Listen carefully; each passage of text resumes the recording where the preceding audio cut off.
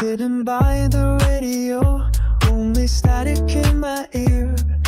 Wondering if the bands will bring a voice so clear. If a signal breaks on through, it will spark a wreck you, fresh and new.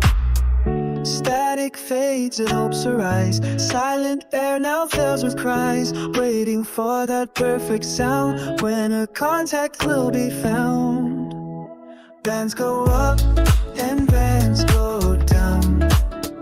Sometimes smile, sometimes frown. And the bands are open wide, and I hear a voice inside.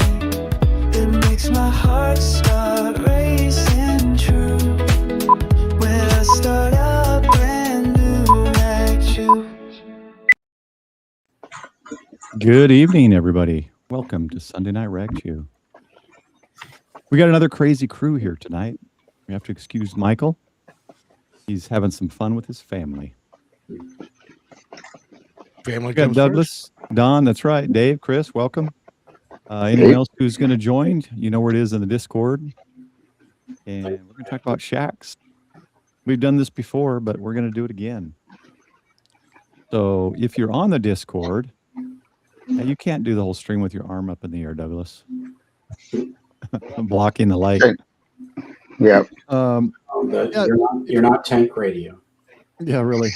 If you want to look over your shacks, if you want to look over your shack on the stream, drop it in the Pimp My Shack channel in Discord, and we will check it out on the stream. We're going to look at a bunch of different photos that have been uploaded, and we're going to talk about options to streamline and organize our shacks. And we're going to start with Chris tonight because Chris has to leave early, so we want to make sure we get his feedback, and when he leaves, then we can talk bad about his shack after he's gone. I'll be watching. Hey, Sean, nice to see you now. Yeah, And technical welcome, issues. Gotta love those. Had to reset my computer. Oh, Let's see here. Must have been a Mac. No? This other chat. I'm not quite getting the chat I want to get. Here we go. All right, so let's see here. I'm hearing some TikToks. We got some membership milestones. Roger, good evening, Interstellar Starman. EOD, welcome.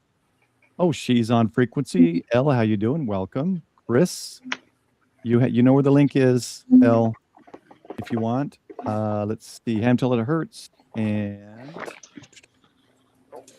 Andrew's coming in. Nice. Got the broke ham in the house. Hold on. I got to scroll down. The list is getting long, Andrew. Come on. There we go. What's up, Andrew? It's been a while. there he is. Is my mic working? It is working. Sweet. I'm on Linux now, so I didn't know if anything was going to work. There's Working good. Oh, isn't it fun? It's so much fun. Here we got Dave, Corey, 45 Auto, Getting Out in Life. Michael is in the chat. Rodney, good to see you. And I think, Bill and Coder Jim and Adventures in Blind Videography and Grayman Poda. You have the link too. You know where it's at. And let's see, KS0JD and KG6NLW. Frank is in the chat. Welcome, everybody. 3-month membership, 6 months memberships, 13-month membership. Roger, you should, actually might be another day or so for your shirt, Roger. KS0JD, have I sent you a shirt? Please let me know. For some reason, I don't recognize the call sign. And I put the call signs on the shirts. So let me know in Discord. Please. All right. Let's get to it. And if anyone else joins in, we will bring you in. So let's see. What is the best? Maybe this one or this one. Maybe that one. That one's probably best. Is that everybody? Am I missing somebody? I think I'm missing somebody. 6 of us? What am I missing? Hillbilly. I was going to say, it looks like I disappeared. You disappeared, Hillbilly. The heck? All right, let's do this instead. Then let's go back to this, and let's see if this works. Let's go to my Discord window, which should be. Where's Chris's mess? Here it is. Here it is. I got it, Chris. Should pop up here in a second. Yep. Here we go. Yeah, I guess it's not going to show all of us anyway. That's all right. Well, I got a voice for radio anyways. There you go. I'll just fill you guys in real quick. What that pile of wires and everything, there used to be a TV tray over that holding the 706. So I was lucky enough to see the end picture. You'll see the bookshelf I put it on, but it turned out a lot better. Let's just put it that way. Yeah, so we're going to start. This is a good one to start with, though, Chris. So I appreciate you sharing. Because, we've probably all seen messes like this, right? Especially if we're reorganizing or we get a new computer, a new radio. So hopefully this goes in the right order. Yeah, it looks like it is. Yeah, it is. All right. It's a little bit cleaner and also a little bit messier at the same time. I'm not sure how you accomplish that. Well, the far right to that is basically a bunch of coax and antennas that are projects of mine that I'm working on. Mm-hmm. So I haven't gotten to those yet, and I will eventually get to them. I got some 400 over there, and I think some 213. Not a lot of it, but enough that I can use it if I need to. All right. I think I missed something in the chat here because I'm seeing a conversation that I should know. Give me 1 second, guys. Actually, let me go to the next photo, and you can start talking about that one. Now, that one was just sitting there for months. I didn't have the energy or the gumption to do it because I was busy with other things. What ended up happening is most of that stuff came off of there, except for the QST magazines and the wire down there. And when you go to the next picture, you'll see where it ended up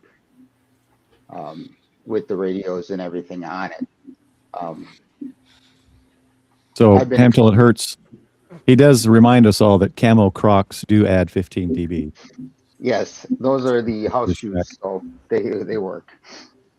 All right, we're going to the next one. Ooh, look at this. Getting cleaner. Yep. Look at that. Product placement with my QSL card. Hey, it was the first one I found, so I'm like, that's a perfect place to put it. It is a perfect place to put it, or like above your ceiling, on your ceiling above your bed, or on the wall when you shower, or your screensaver. Do you really want him thinking about you that much, Paul? Well, and I took this picture yesterday, mind you. Mm-hmm. Yesterday afternoon, I'm borrowing until if I decide to buy it or not, but I'm borrowing a ID 5100A for the house for UHF, VHF. Yes, the 706 does it, but I'm sorry, I want to keep them separate when I'm at home. Yeah. I can take it out in the field and I can use it that way if I decide to go to just a strictly HF here at home. So that's what I'm doing. All right. Let's see. I think there's one more, or was that the last one? I think that was the last one. That was the last one. So there's the beginning. Yep. And he's taken the shelves and he's cleaned it up. Everything's right there. He must be right-handed, I'm assuming. Yes, I'm right-handed. You got everything on the right. Okay, just like me. And I've got stuff on the left. I have a mess of cords and stuff also on my left, which I've started to work on because I have I was given a Hewlett-Packard A1000 that doesn't have a hard drive on it, so that is the project as of right now. All right. And yeah, it's been a while since I've seen a trackball.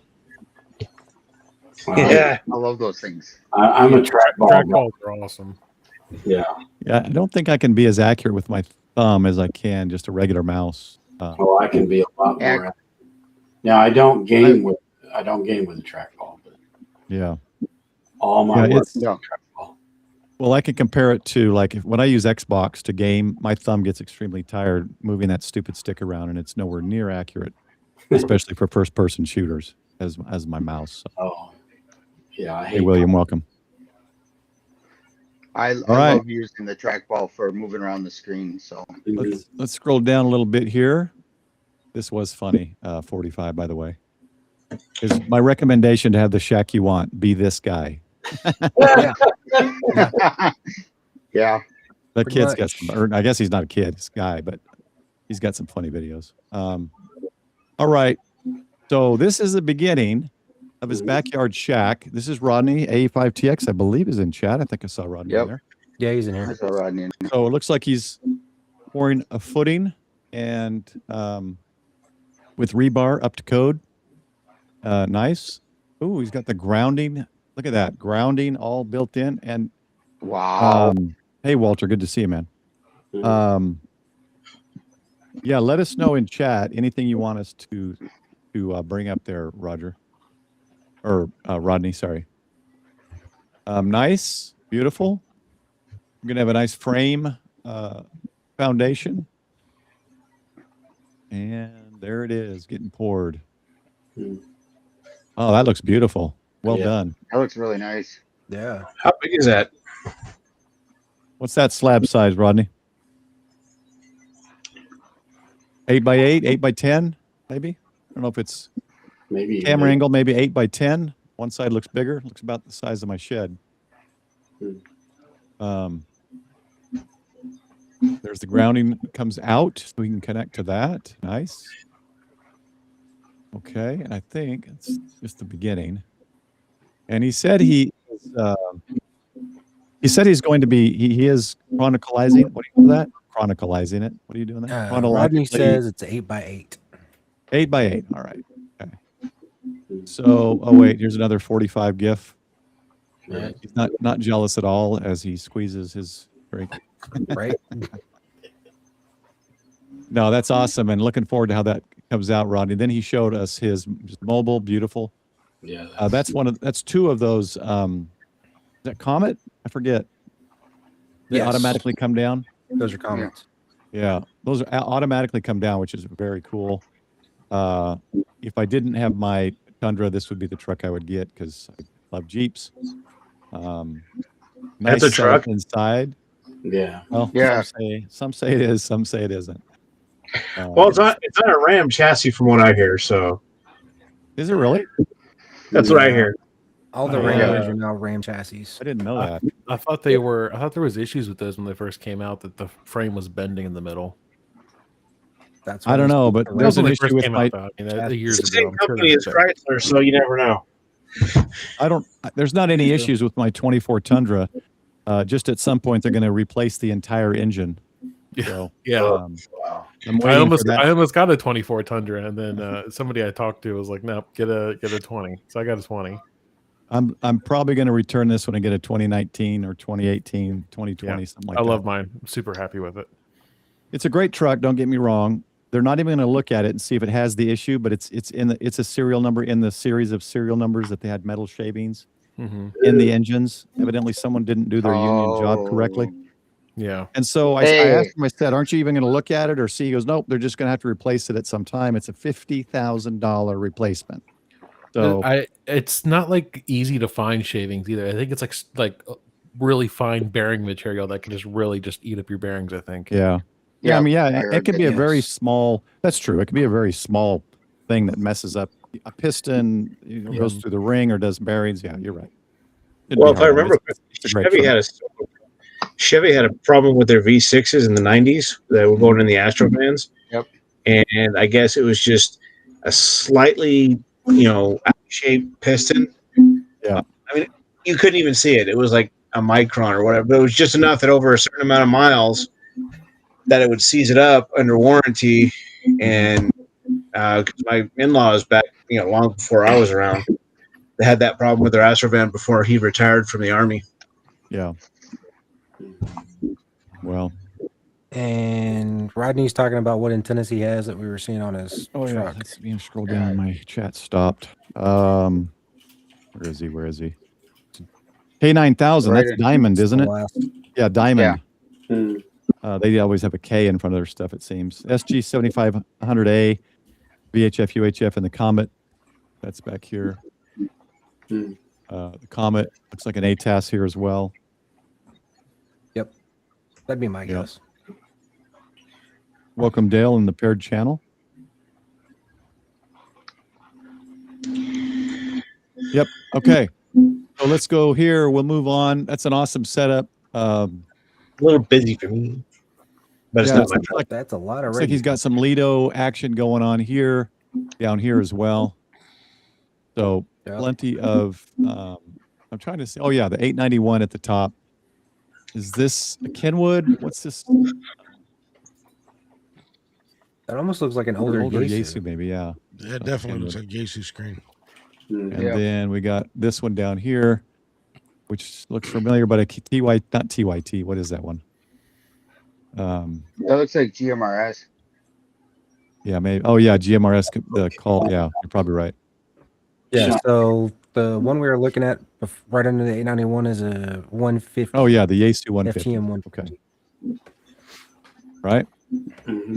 And then he'll have to tell us that one at the bottom. Could be GMRS. Yeah, I think he said he had a GMRS antenna on there. He does over GMRS. Yeah, I got my stuff's. My stuff is Lido as well. Let me bring Tim in. It's a K1000G plus. Yep. Oh, There's Tim. There you go. Oh, you got pushed out. You got pushed out, Chris. Yeah, that's all right. Survival of the fittest. Welcome, Tim. I am definitely not fit. There we go. 45 auto license plates. I don't think you can get the radio operator one. It has to be your call sign, doesn't it? Yes. I think. Yes, it does. You could do this one though. Yeah. All right, let's get to Mesh Dealer Dave. Now this is in his new RV, or I don't know the difference. What trailers, RVs, whatever they're called. That's Tajma Dave is what I've been calling it. Oh, okay, Tajma Dave. The Tajma Dave. Very cool. Yes. Looks like a mobile command center. It Yeah, is. very organized. 3 separate monitor mounts, it looks like, or maybe 2, and then one's on there. And you got the little, probably the Lido mic holder here on that mount. That's a sweet mouse, man. What the freak is that mouse? Did you 3D print that? What is that? It's like Is that a final mouse? I think it's. It looks like a trackball. I think that's a 3D cover that that he's cover, got, huh? I got on top of it. Yes, Oh, that's cool. that's what it looked like. I personally did not manhandle or fondle Dave's You mouse. didn't fondle his mouse? I did not fondle his Oh, mouse, damn. but K8MRD did stay in his trailer. So, Okay, well, there there you you go. Here's a mesh. Here's a mesh tastic Dave's in device. chat. I think this is a Spec 5 mesh tastic device here, right, Dave? It's Spec 5, right? He's not here. I had Now to go here's the for him. only thing, Dave, that we got to figure out. We got to figure out all this stuff. The mouse is 3D printed. The mouse is 3D Oh, printed. cool. Dave, you should be in that. If you wanted to come in, you can join us as well. And the things I've used, I'll provide the 2 things I've used to organize under my desk. They're all literally taped under the desk with some organizing things. But I like this. I like this logo. It doesn't look AI generated at all. Looks like a very creative person probably created that. No, that's No definitely AI involved. I think he drew branding. every single one of those radios. Yeah, that's nice, Dave. Nice and clean. Yeah. Don't forget the Yeah. Bucky's. Where's the Bucky's? Did I miss it? Bucky. Yeah. Yeah, over by Oh, the the jerky laptop. right here. Got it. Got it. Right here. I think he needs another The two. Bucky's jerky. very monitors. nice. I like that cherry stuff too. That's good. Cherry. Yeah. Oh yeah. LED on his PC, I think, down there. Nice. Yep. The mouse is a bamboo 3D print mouse kit. Oh, okay, yeah. So Oh wow. some kind of an overlay for a mouse. So the trackball and everything, you build it or you put it on top of a mouse. Kind of strange. I'll have to look that up. And there's the back. There's the antenna. J-pole. Looks like a J-pole. Is that Arrow or a self-made? Could be self-made. And the Starlink here, J-pole. Starlink Mini, maybe. No, I think that might be the full Starlink, just the RV version. And maybe it just looks smaller because I can't see the bottom third of it. That's the one I have, I think. Yeah. I believe that's the mini. Oh, it is? Okay. I believe. Hey, Michael, welcome. Hey, Michael, and the Very vehicle. nice. Sorry, it's my old logo, so we got to figure out how to get that back All on right. there. I can't wait to. Okay, so yeah, so Dave says it's the kit. Yeah. Thanks, Sean. Yes, full kit. That's cool. I can't wait to see it, Dave. I'm trying to watch the chat. Yeah, appreciate it. But very clean, very nice. You know, I've got this Yaesu map. I still haven't put it up. It's still rolled up. In my Mine's right there. Oh, nice. It's a great map. Yeah. Feel like yeah, very cool. I think you should make this wallpaper or whatever this guy in this channel that you have, Dave, whatever he puts up every week, you should make it your weekly wallpaper. Just looks like a very creative person. All right, cool. We're moving on. Oh, wait. Quite sure where the J-pole is from. It was a gift. K-Booty. And the Booty. Starlink is a Gen 3 Starlink. Oh, yeah, that's the same one as mine. Yeah, I think I have an Arrow one of these. I want to say it's Arrow. But there's a bunch of them out there. So anyway, J-pole. I have one nonetheless. made by I cannot tell you who, but you know him. Paul. Right, and here's in the cab of his truck. He's got the 5 or the 510, I believe, 891. Nice tablet here. Got his voodoo deer antler with rosaries to keep away all the evil sad hams. And wait, what's behind? Wait, what is this, Dave? Let's see antennas. Is this a Mesh-tastic kit? That might be a backup camera. Oh, yeah, you're right, I think. Yeah, I think you're right. That probably has all the cameras, or at least backup and other things.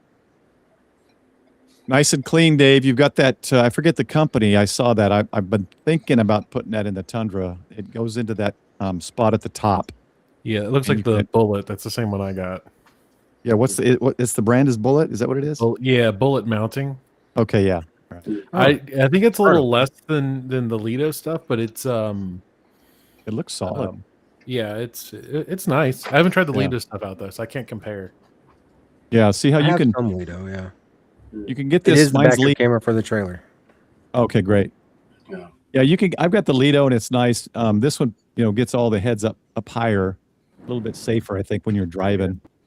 I have to kind of look down to the right a little bit, but nice, Dave. Okay, I don't think Levi's here tonight. Bullet point. See him in the chat. Where's the mouse we were talking? Oh, bullet point. Okay. Yeah. So I think he told me later in the Discord that he's not going to be on tonight. Let's start with this one. So he's got the power distribution. This looks like it's under the seat, similar to my battery backup. And he's got his radios. This one looks like a 400 or 200 or 300, one of those Yaesus. And this is a Midland here. Yeah, this looks like my 400 body or the 200. I can't remember. Some of their bodies are the same. Yeah, that looks like my 400. Yeah, that's under the seat. Nice. Wait a minute. Is this a Tundra? It's just like that.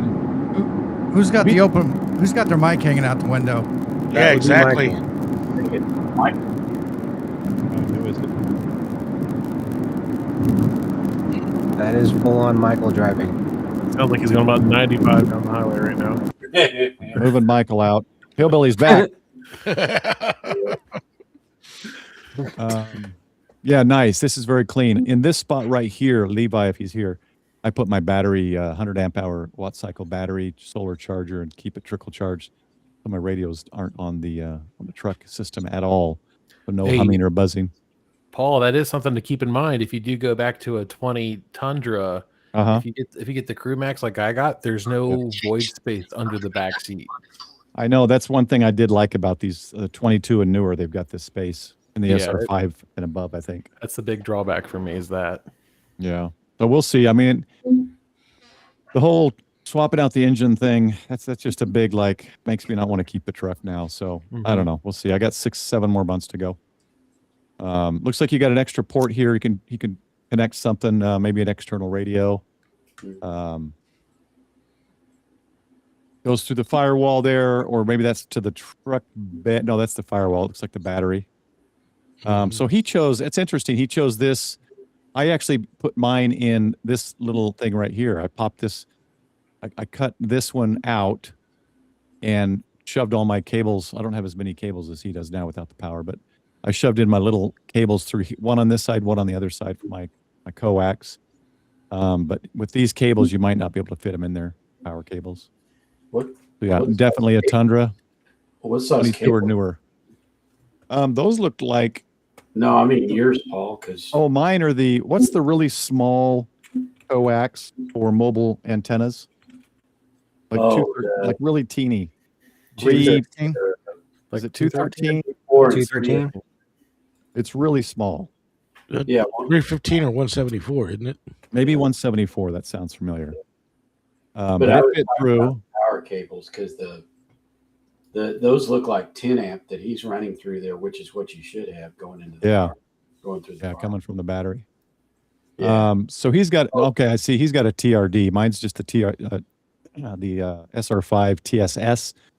The TRD has a few more features. Truck bed camera. It's got some under chassis protections. It's got some upgraded features, bigger screen and stuff like that.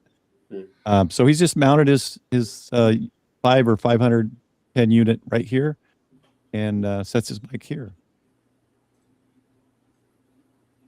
So yeah, this is basically the same dash as mine. Oh, so cool. So he's got the mic mounted inside. Interesting. Okay. This is in the under the armrest compartment. Trying to see mine has a safe under there, so I'm not sure where this exactly is, but it's under the armrest for sure. The TRD might be a slightly different setup, so probably has more space than mine, but mine has a safe in there. That's cool. Yeah, he's got it mounted right through it. Yeah. I haven't done any cuts like this because I wasn't sure if I was keeping the truck, so I haven't cut into anything. But if I kept it, then that will certainly give me more options. So nice. Yeah, see, that's what I like about these 22 and newer Tundras. Got that space under there. There it is. There's the beginning. Nice, clean setup with options to drop in a couple more if you want. Maybe you want to connect an external radio into his truck. You got some plugs right there. Nice. Yeah, that is one of the problems with those Yaesu radios is the mic goes all the way back to the body. Yep. Yeah. I have an extension for that. That's what everybody liked about the 500. Yep. And the speaker. Yep. On the head. That's why I haven't put a 400 back in. I keep my 500 in there. I was thinking of selling the 500. Excuse me. Got the 510 in the shack. Have the 500 in the truck, and I thought about selling the 500, put a 400 back in, but I like the speaker on the head. So yeah, Bluetooth, wireless. Yeah, Bluetooth. I've never tried the Bluetooth, Tim. Oh, is that the Bluetooth mic? That's a Bluetooth mic, yes. I've always wondered how the Bluetooth headsets work. Does that work with the 400 decent? Well, I don't know. I haven't tried it with the 400. But yeah, that's a VHM 88 for the 75 and 7600. So it's got profiles in there for Yaesu and everything. I bought the I wear hearing aids, and I bought the Bluetooth adapter for the FTM 400, put it in, and it doesn't work. Nope. Yeah, not for hearing aids. Apparently, the thought of old people hearing aids and Bluetooth technology, assistive technology, doesn't compute with Yaesu. But yeah. Well, looks like he building his QTH desk. This is what I ended up doing. His ham shack desk is nice. Yeah, see, I don't think I'm not skilled enough to put them all together like that. I do have I built an L-shaped one with the same kind of board, not cork board. What do they call it? I don't have the thousands of dollars of equipment in to do that. Well, yeah, it takes takes space, and yeah, that's beautiful, man. Yeah, that's beautiful. Yeah. That's really nice, and I like that style. I've thought about getting some of these for farm doors on our pantry, and having these as the brackets with the slider rail. I like those kind of old style bracket looking things. And we have 2/3 of a dog here, so got a little fluffy there. And it's in the corner there, beautifully fit, nice. Look at that, yeah, all pipe, nice, classic looking.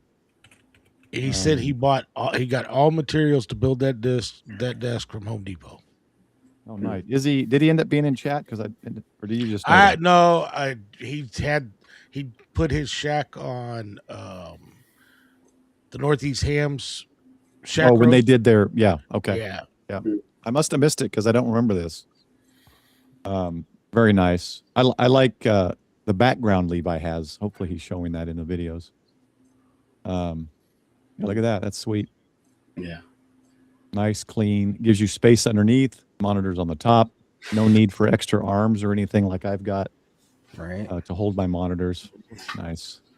Oh, he does have one there to hold up. Okay. He's got. So he does have the arms. Gotcha. He can have 6 monitors. Well, he got the ones that go over the pipe. That's all pipe in the back that he uses. Oh, is it? He got. Oh, I see. Yeah. So he just the pipe. He keeps the pipe theme there, and then just gets the mount that clamps on the pipe. Nice. Yep. Good idea. Holy cow. And then you can slide it up and down and make it flush with however flush you want it. It's got some nice key light there in front on either side of the main monitor. Very nice. Oh, there it is. Now he's got all 6 monitors. Yeah. Crazy. 4 is the most I've had. I'm down to 3 now.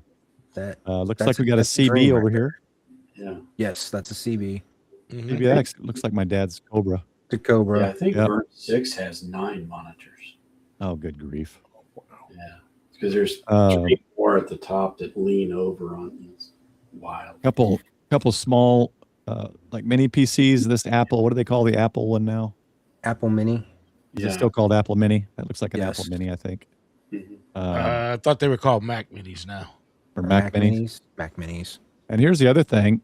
You don't see too many cables. Yeah. So you might see some here, which, there is a way. I've got a white rail system. You can hide those and they just come straight down. But you don't see much of a cable mess. So this looks like the 710. Because it's got the speaker here, or no? No, I can't remember if it was a night.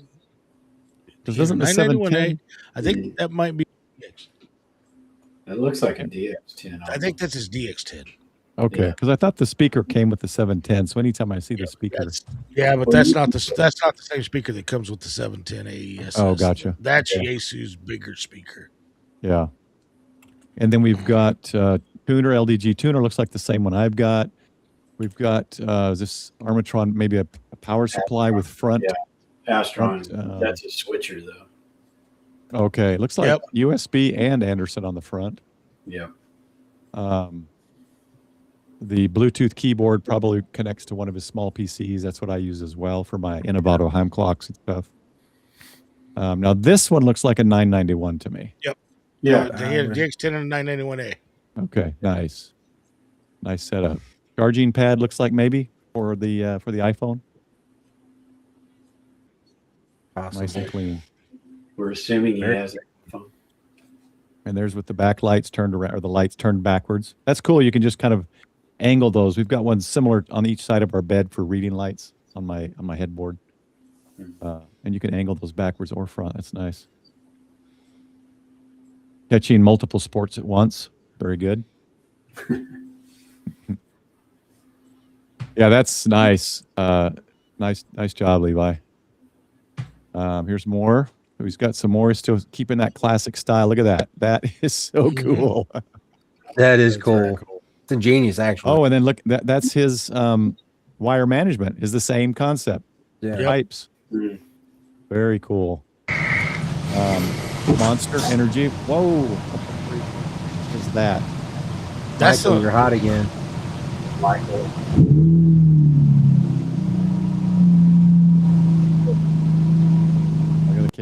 You can just mute him. Or you can kick him, either one. It works. Kicked. The problem is he has the ability to come back. Yeah, he needs to get off of his cell phone. He was driving, I think. Yeah. Yeah, he's still driving. He is. Anybody want to call him? All right. Okay. So Texas Tech, got a buddy in our club, Laird, Texas Tech, Red Raiders alumnus. Little power bank right here. I've got one of these too from Costco. I think it might be the same one. Maybe not. Got a little light pop up in the middle, and it's just USB plugs. I should actually keep that one on the desk. By the way, those are nice headphones. Which ones are these? I've got 2 sets of them. Yeah, that might read that. Yeah, they're about $200, $300. They're Okay. really nice. If you ever watch Tim Pool, all of his headsets are those. Don. Yes. How you doing, buddy? Doing fine, Tim. Tim Pool, huh? Yes. All right. I mean, he comes Here we up on go. my feet every once in a while. DT770 Pro X by Bayer Dynamic. Yeah.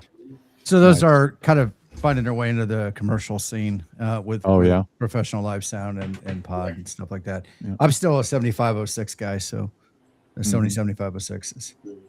I'm professional studio monitors. I'm HyperX. This has been mine for years. HyperX Gaming. Oh, you can't see them really. The gaming ones, and they've got great. They have a mic you can pull. I unplug, but amazing sound and great mics on HyperX Cloud series. And we get a third of a dog that time, third of a Fluffy. Fluffy. Okay, now he's added his mic and a clock. Okay, what is this? Is this a weather radio? No, that's a wave radio. Shortwave. Or Shortwave or scanner? Yeah, it's a scanner, maybe. Shortwave. It's one that Josh recommends. It's a secret. Oh, okay. I see maybe an antenna switch right here. Mm-hmm. Looks like a label maker here. Very useful. I use mine for all my cables. I try to. Nice. Let's see if I'm missing something here. Got his logo here. Like a coffee. What do they call those? Cup holder? Not cup holder. Oh my gosh, I can't think of what they're called. Put your coffee cup on a table. Coaster. Thank you. Jeez. I had to look at mine to actually realize what I was trying to say too, Paul. So don't feel too bad. You had to look at it. Nice. Paul, is it bedtime? It might be. Be. That's. I love that mixer. Again, I don't remember the brand. That's one of the nice. It's Rodecaster, I believe. Rodecaster. Yeah. Yeah, Rodecaster Pro. Very nice mixer. Looks like he's got I know what that is. It's a weather station. It's a Raddy. Yeah. So from Radiodity. Yeah, TO. Oh, radio. I didn't know they sell weather stations. Yeah. Mm-hmm. Okay. Another bigger external speaker, it looks like right here. Unless someone recognizes it, I'm just assuming it's a speaker because of this. Yeah, see, you see he's moved the radios around too. Yeah. Mm-hmm. So this is funny, and when I get to mine, I'll show you. This is kind of what you do, right? You end up moving stuff around. So he's moved these lights from the side here up to here. He's moved the radios. He's got a mixer in. Probably as he gets more into podcasting, you do start getting more items. But look how he's still clean. It's still clean. You got a few wires down here, but nothing major. He's got a KVM switch under that shelf there in the middle. That's the KVM switch I grew up with. Is that this one? Yeah. Mm-hmm. I've got that exact one at my parents' house. Interesting. Yeah. I'm used to the smaller profile ones, so so mine are mounted under the desk, and I'm kind of guessing. I'm just trying to memorize which one they are in which direction. And I'm sorry, I bought one of those new. I mean, I'm sure my dad bought it new too, and I stole it from him. So that's cool. So there he's showing how it clamps on, and again, you can use some of these things as your cable. Keep your cables just run them over your monitor mounts. Keep your cables, kind of invisible. Such a great idea because you can adjust it. A great idea, Levi. Yeah. Nice. And now he's kind of turned those lights backwards to give it a backlight. Wait, he's got another light back there. He's added something else in the back. He's got blue as well. Mm-hmm. Yeah, looks like he put like maybe a One or two of his monitors. Yeah, that's what I've got on mine. And then underneath here as well, you can see see these right here. That's an LED strip right there. Yeah. Underneath, give you a little light under the counter. That's nice. Yeah. Yeah, some of those LED strips could cost a major RF though. Well, that's true. Yeah. That's true. Yeah. You got to be careful. If you want to check. And of course, you have to have the fly swatter on. Need to point that out, right? Where is it at? Oh yeah, over here. Right there, wall. That's hilarious. Oh, and yeah, those cards are really nice. What's the card? Call sign right next to the fly swatter. Those things I bought some of. What's those. that for? They're on they're on eBay, and they're like or not eBay, but Etsy, and it's a card that you can put your like he's showing. Yeah, It's it's like kind of to show your license kind of thing. Yeah, and it's just nice when you're at if you're working at an gotcha. event or something like that. Yeah. It's just nice to kind of have this so people like know why you're walking around with a vest and a big antenna talking to yourself. So I'm glad that had a PO box and not your street address on it. yeah, that's why I showed it. And on the back of mine, I've got my call sign for a GMRS. So it's good. Yeah, and I should one put it there too. GMRS in the other. So I'm going to guess this is a fairly a newer photo just because he's got open ham clock up here on the top right. We're probably getting to the end of his. Oh, here's a video. Very cool. Oh my gosh. I thought I always get the pack out boxes there too. Oh, see the wall here? I just put those up. Oh, he's got a gauge. Oh, I thought you were about to point to the bottle on the wall. No. Is there audio coming through or no? No. There it goes. Massive Got it. batteries. Yeah, almost like a go box on wheels. Yeah, that Roadcaster is nice. That picture, but it's a little above my price range right now. Yeah, I've got the same anchor. He said he's not having a midlife crisis. His midlife crisis is his ham shack. No kidding. And now we get to hear the fluffies. There's the PT switch.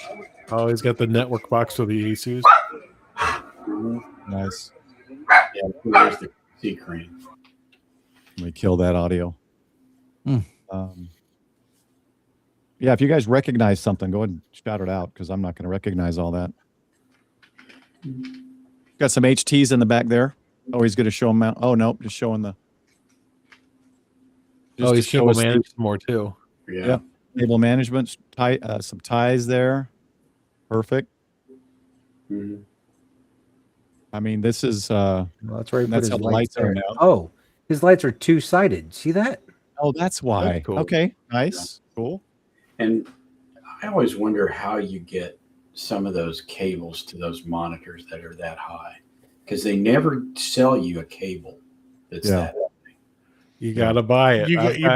I've got a 12-foot cable to get my top monitor up here. Well, all of my monitors that I've been buying lately are all 12 volt, so I don't even need it. I haven't switched. Nice. Let's see if we got. Is that it? And that's the back to the beginning. So that was probably the end of his. So that's just because he has that open ham clock again. I think that was it. Because there's a shack tour on my YouTube channel that explains most of what I have and why. So That's we cool. can check that out. All right, we're moving to Joshua. I don't know if he's in chat. Let us know. He's got a very nice, tidy set with. See if I can figure out what this is. It's a Surface or not? Surface. I think It looks like a Surface. Yep, got the Windows button here. Yeah.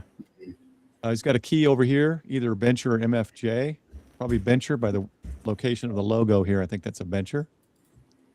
Cool little key here. I forgot who makes these keys. If anybody can remember these. that's the Shiger key. Yeah, that's Okay. that's geek it up backwards. Oh, that's right. Okay, Pootie Kid. Yeah. I've seen this one as well. I almost got this one as well. Little plastic for travel. G90. Morris, probably. I got to play with one of those today. G90 is a good radio for those out there that are new in ham radio and looking for budget, full-featured budget HF radios. The G90 is a good one. 20 watts, but you got a tuner and it works great. It was definitely fun to play with, but It's kind of hard with that QRP. Well, and the yeah, thing but is, you know, there's only one S unit different between a 20-watt radio and Yeah. a 100-watt radio. Well, true. and if you really want to, you know, a little bit later, you don't want to buy a whole nother radio, you can buy their amp and just attach the amp and you get your 100 watts, or another amp and bring it up 500 or 1,000 watts. I'll say for a new ham though, it's nice to have the pan adapter there, the waterfall. It Yeah, was cool right to see the waterfall. I will admit that was fun. it's a great little radio, and for the price, Yeah, I mean, you can't beat it. So it's a really good deal. You can replace that head with a G-sock. Oh, I'm sorry. We didn't talk about that one. They don't, Don, I don't think they know what a G-sock is. I actually have pictures of mine in use, but I didn't include them. So. Oh, wait, let me see if he said anything here after we posted it, Joshua. Let's see. Made some voice contacts in Queens. So I think they're talking about the G90 or something. I believe I just mentioned. Ain't nothing wrong with it. I was operating with a lawn chair and a card table on the back. Oh, maybe the jack overall. Lawn chair and card table on the back deck. And I'll pull up my pictures of my first. It's just what happens. So Joshua, if you're on in chat, it grows. It's going to grow over time, and that's part. It's kind of the hobby. As you find areas and things you're interested in, or a radio. Oh, I like this radio, or I want that radio, or I want this setup, or that laptop, or that. You end up building it, and you build it over time. So no rush. Stay in your budget. I will say that. Stay in your budget.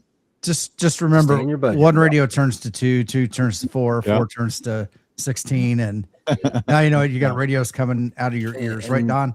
Yeah. Next thing you know, you have an antenna farm of HT sitting on your desk. Next thing you know, you have what we're about to show you with Don's setup. Oh Lord! All right, Don, are they in any order? Should I start just post them? Go through them. I mean, yeah, they're not in a good order. Okay.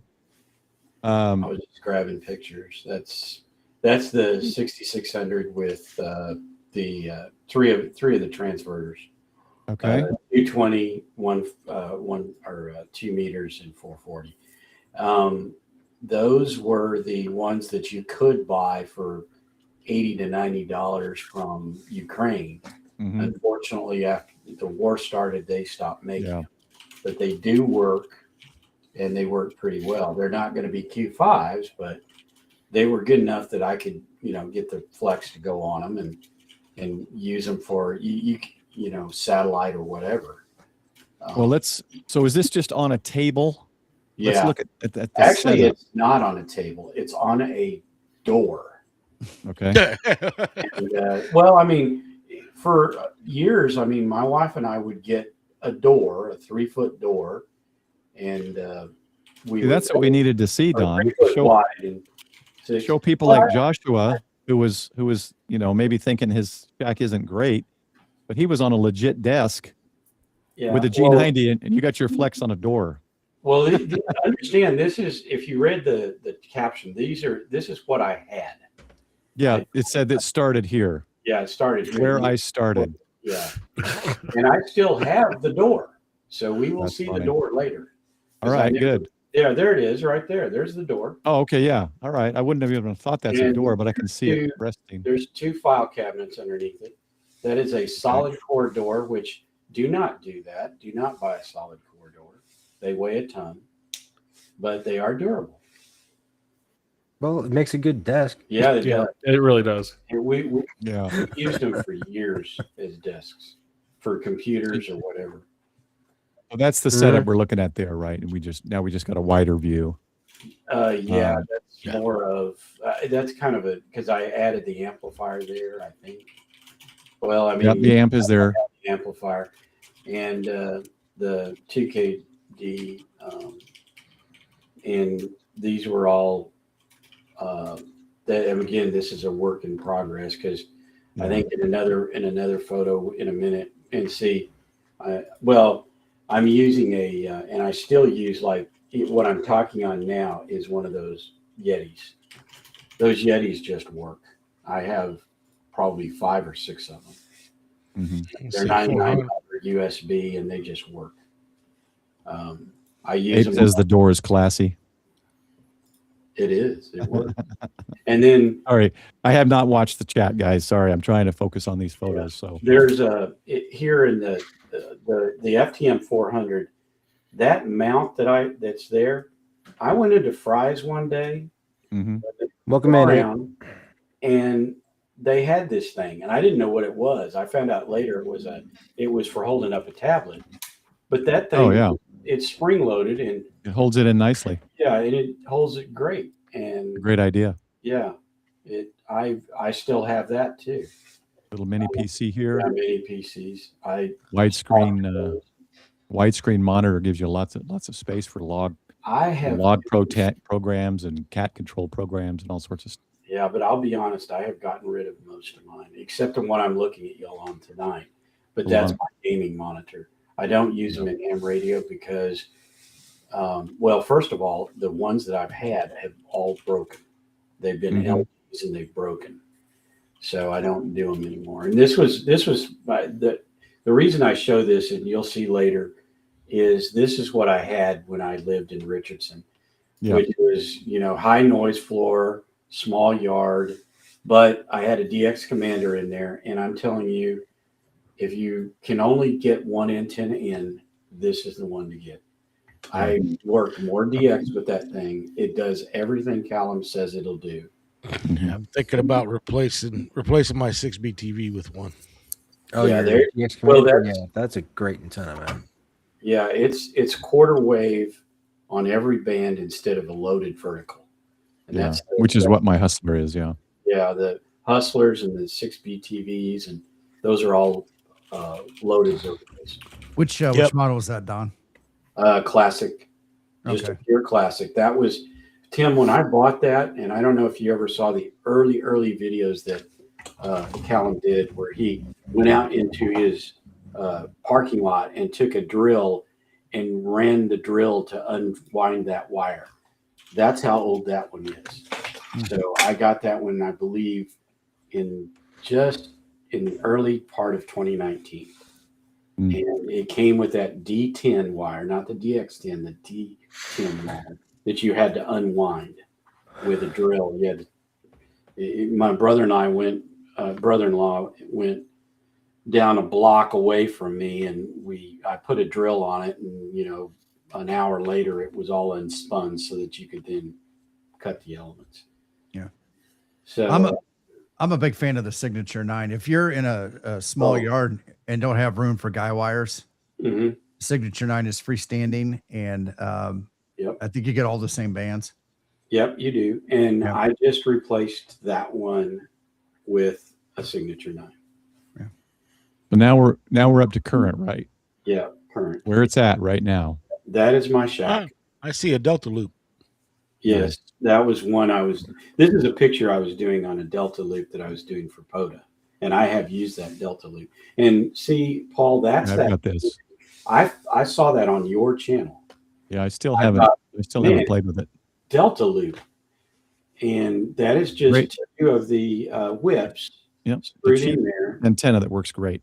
And then I took a piece of wire and I connected those two together. Right up here. Right across, yeah. And now, if you didn't connect that wire, you basically have a dipole in essence. Right. And then you just add that wire, so it gives you that extra element. Yeah. And gives you a loop. If you focus in on that connector there, you'll see that there's a red wire there that's disconnected. That wire. It's disconnected because when it comes made for a dipole, that's connected so that it connects together. Yeah. But in the Delta loop, you separate those. So it's really easy to modify. It was a great find on your part, Paul. That was I think it was AliExpress, I think, right? Yeah. Something like that. That was a question. Also, we might need to start passing out mop buckets and napkins for all the drool that everybody is having over Don right now. Yeah, this is this is similar to what Levi's building, right? His little shack. This is bigger than 8x8, I believe, but that's 14 by 24. Yeah, it's just judging by your videos, it seems a lot bigger. I think I kind of they were drilling at his version 1. I can't imagine what we're doing to do now. Yeah, well, the funny thing is, I would build my shack in one of these containers. I would build a shack in a storage container. Yeah, the problem was that's a lot of work on Yeah, it is. to get it done, and Cutting, honestly, welding. When I Yeah. looked when I priced that out versus getting this, that was cheaper. So this is the inside of it as it sits today, which is a mess. It is an absolute mess. So I don't suggest using his wire organization system. No, do not. But it's a work in progress. And I was going to say, it's still a work in progress, right? If the radios that are in there are what, 4 radios in there. You got the little X-Bitics here. Yeah, well, actually 5 then. There's a square SDR on top of that Juma clone, TS990S. That is the 7000 DLE that's sitting there. I've replaced that with a G2. The FTM 400, of course, is still on that little stand. Like I said. Back here. Yep. The wide monitor is there, but that monitor went out just shortly after I took that picture. Is this the Hermes over here? No. This looks familiar. What is this? The Hermes is square. That's a Sun SDR DX. Okay. It looked familiar. I couldn't remember what it was. Yeah. And the microphone on the ground. Nobody could see it. Hold on. They still the microphone on the there's not. It's right behind. It's right behind Gray Man Poda, and it's between Gray Man Poda. Oh, here, hold on. Let me duck. No, there. Now you see it. That's a little cup that goes on one of the deals. It's just a foam thing. No. This looks like a microphone. Behind Gray Man Poda. And I was just going to ask, is this the microphone you use when you're tired and you're laying on the floor and you don't want to sit down anymore? That's how you. That's a Kenwood microphone for the 480, which is not. I don't have the 480 out. That's his reference microphone for the shack. Yeah. I wish I could show. But those things take batteries, and it's opened up for me to get batteries, and I keep forgetting when I'm in the house to get the batteries to take out there. But I put it together today, or yesterday, actually. I kind of want to cable organize all this stuff, man. Don, you do have a few questions. First one is, do you need any help? Hey, I want people to come out and visit me. I really do. I don't have any problem. If somebody wants to come out and help run the shack or play with the radios or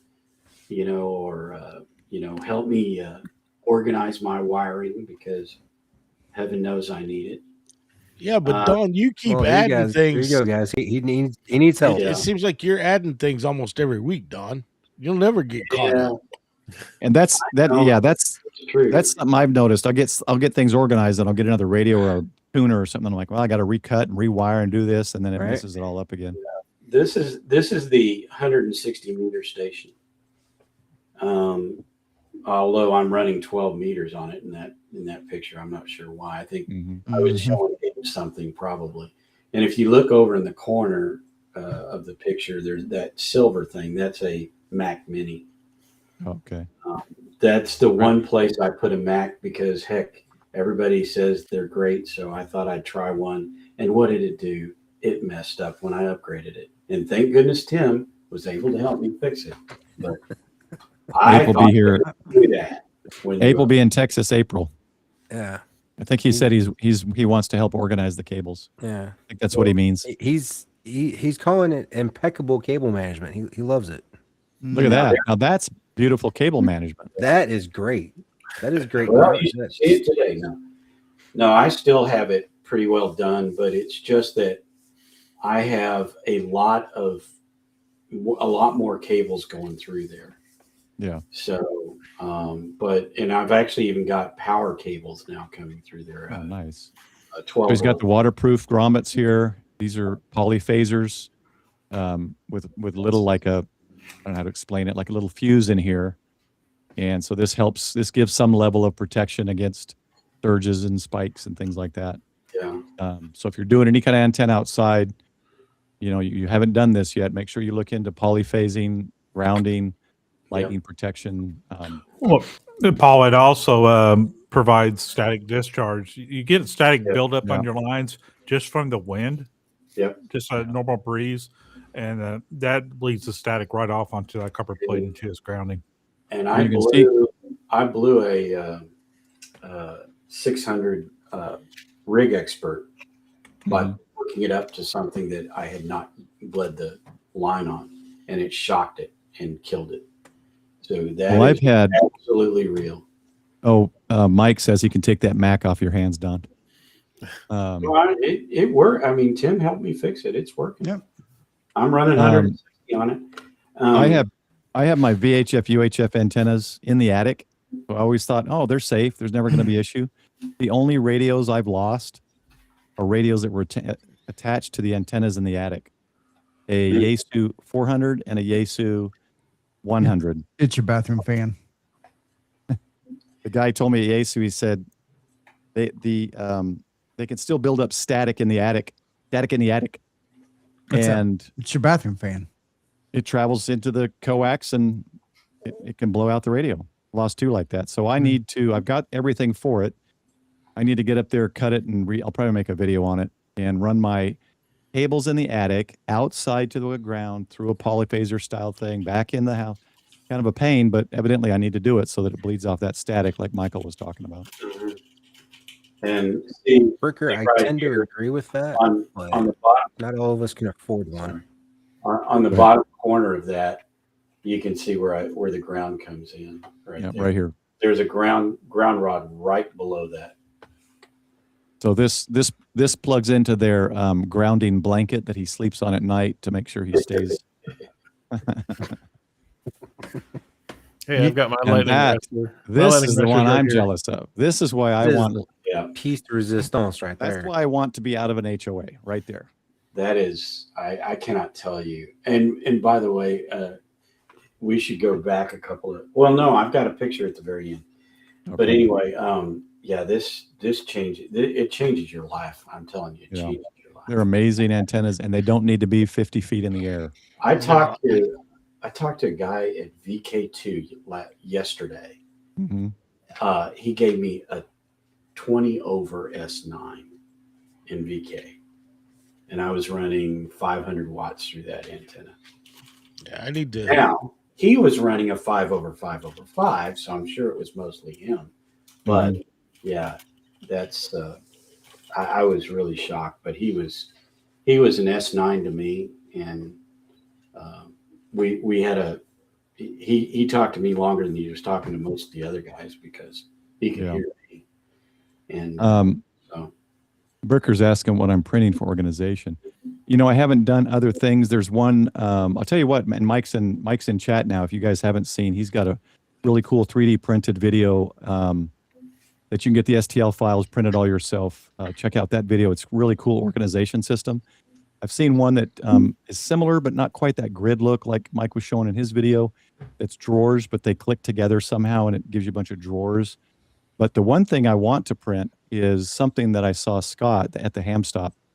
They look like magazines for pew-pews, but they hold AA and AAA batteries. And I want to print those. Those are cool. Yeah, I need to print up the Gridfinity to organize my shack with. Yeah, maybe Mike can throw in the name of that STL or something, or we can get his link or something. I'd love to know how Michael is printing videos. That would multi-board right here. Yeah. But okay. So check out his. Oops, I got the wrong one there. Multi-board. Go check out Mike's channel. It's a few weeks back, I think, maybe a month or more. No, it's been in a week, maybe 2. Oh, only that. Oh, okay. All right. It seemed like it was further back. That's a really cool. Because you put that. Well, yeah, daily 3 a week. You got a Yagi over here. Got Starlink here. Yep. Thank you. Quick question, Don. How high is that? 45 feet right now. Right there, it's about 35 feet. But I took it just over the top of that tree that's in the background there. See, this is right after it was being built. In fact, the jack that's over there on the side there was holding up pieces of this because this is all steel. Mm-hmm. Now it's treated in some way. I can't remember. See, it won't rust. But you didn't want to try to 3D print your tower? No. PLA. The guy. You remember that Hamfest we were at in Louisville? Yeah, DFW. The guy was here or was there that sold me this tower, and they Oh, were okay. showing it at that time. And I mean, $6,500. He Yeah. came out to my property that over an hour drive, and he did everything. He dug the nice. hole. He built this, constructed it because he's a fabrication shop. He fabricated all of that. Then he brought it out to site, assembled it, and then he got up and helped me put the hex beam on the top of it. So, I mean, I think I did really well with that. Douglas is asked, "What's up, Douglas? Did I miss something?" I just see Douglas saying my name. I just want to shout out Brooks, WB6EDK. Thanks, man. You're always one of my bigger supporters for the channel. I appreciate the super chat, cool shack picks, and see you guys are motivating Brooks to update and clean up his shack. Looks like. Yeah. Oh, very good. And Thanks EOD again. does a hex beam. Yep, that's a hex beam. It's Yeah, I need to. It's a 20. Oh, private chat. It's a 2-element Yagi, but it's folded, in a circle. So you get 2 elements on everything from 6 meters to 20 meters. Oh, backstage. Oh, sorry, Douglas. So, there we go. Don, what do you do if you want to get lower than 20 meters? The DX Commander. Okay, so you go vertical at that point. Yeah. If it's hard to see, but and I don't know if I've got a picture of it, but I also have an Antenna Genius, and so those lines that were going over to that are to the Antenna Genius, but that right there is something I want to highlight, Paul. That last picture there. That is the controller for the hex beam. You can see the great circle on there. And all I've got to do, that's a touch screen. If I touch somewhere on the map, it will move the beam over to that area of the map. That basically proves that the Earth is flat, right? I think is what that means. Yeah. That's exactly what it is. That's what it shows. Yeah. And then you can see the button there that says California. It's centered on America. 290. Oh, that's cool. Yeah, it's centered on Texas. You can set any of those 6 buttons. If I hit up there where it says 297, it will bring up an input screen. And all I've got to do is put IU7 and hit DXCC, and it will say, oh, that's Italy. And Italy is at this oh, wow, that's cool. number. You hit go, and it'll move the beam over to that deal. And then you can put in these 6 presets, right? You can program those however you want. That's pretty cool, man. I don't see Little Elm, Texas in there. I'm not sure what's up with that. Little Elm, unfortunately, is too close. For that, I need my doublet. Yeah, that's pretty cool. Yeah, it is. That is a fantastic. I've done a video on it. Yeah, I remember seeing this. I think when you got it, it's just unreal, and it doesn't come for a specific and a rotator, but it'll work with nearly all rotors, and it'll figure out by itself. In the software will figure out the rotor and program and calibrate the rotor for you, so you don't do anything. Is that hex beam buddy pole? No, it's a NA4RR. Okay, someone was asking. EOD's asking. It's an NA4RR EOD. Yeah. So check that out. There is a buddy pole hex as well. Yeah, it's a portable, and I have the portable. Yeah, it's portable. It's not. Jason actually has that Amarillo 2.0. It's really nice. Radio easy to set up. One too. Okay, yeah. I've actually set a buddy hex up before. Now this is what I like that Andrew, who's in our stream here, the Brocam, he put in where it started. I love this. Yeah. So what is it? What is it, Andrew? Yeah, it's a Baofeng UV5R with a piece of 75M coax with nice Ziggy's approval. Yeah, with an end that I snipped off, and that's going up to a piece of PVC that I stabbed into the ground. And that is a dipole with a wooden dowel for support. and then that is leftover wire from when I had my invisible fence put in. Nice. And that worked really well. And I did that every few days for probably a couple months when I was checking into my local net. Yeah. I just go out there, stab it in the ground, and go back to it. And then a little bit later on, I did post some other ones of my my first HF setup. Well, first let's break the cost comparison down of this. Oh yeah, the Dallas Jack. Now, if you guys want to see some good videos on that, I mean, he names his channel as the Brocam, so you get some great examples of things that don't cost much. So yeah, check out that channel. And then so I got one this side, is you, right? Yeah, okay. Yeah, it's also me. So that's kind of like my workbench side. Yeah. Got my 3D printer and then my total mess of a workspace right now because he's got my son's toys on it. All right, you got about 6 inches of workspace there, though. Yeah, exactly. Yeah, looks like mine. Yeah. And then on that left there, I got a little laptop arm, which is pretty cool. So I can just like set up my laptop up there from looking at schematics or something. Sits on a little thing here. Yeah. And then you can see my overhead filming setup there, which is just a I didn't even notice that. Yeah. I've had that camera forever, and it was like a little one of those handy cam. What do they call those? Yeah, it's like that. I can't remember which one it is exactly. It's not great. So but it works. I'm surprised it works as well as it does. But it works, and it's true to your channel name, Andrew. You can yeah. And I like those little arms that you're using for the circuit board holder things. I like them. I love that. Oh yeah, these right here. I've seen some other really cool ones that people have, but I can't find that one anywhere. But I really like that one. Is that a Canon? A Canon? The gray thing on the left there? No, the overhead camera. Oh yes, it is a Canon. Because I was gonna say it looks like I've got that exact same camera. you might. Yeah. I thought you were talking about an actual Canon. That's what I was too. I say the gray thing on the left is nice.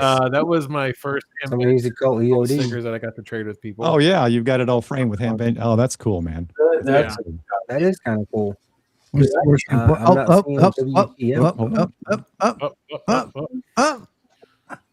Right there, just under the soda. What's that? Radio Kid Stable. There we go. Oh, right here. I was looking for the Gray Man Poda one. There you go. Yeah, where's the Gray Man Poda? Oh, there he is. He's under that temporary. He's right there underneath. Yeah, it kind of slid down a bit. He's a Gray Man. Bricker's Technology. Yep. Hiding under there. Tank Radio. Yeah. HRCC hiding under. Ape hiding under there. Mike's covering you up, Ape. That's your priority, Ape. That wasn't intentional, I promise. Where's Mike is probably jumping up and down. He's not seeing KDMRD is wrong. Wait a minute. Wait, he isn't wrong? Did I not have stickers, Andrew? I don't think you did. Not the day. Yeah, I guess I didn't have stickers. Yeah. Because then mine would be like, 4 or 5 of them. Right on. I would have actually stuck yours to the glass. Yeah, covered over most of theirs. Yeah. Okay, that's just a different angle. You can see how messy it is. That's a DVD wallet. If you I was going to say that's a DVD holder that's about 4 times bigger than my biggest one. Yeah. Wow. Oh, look, you got amazing.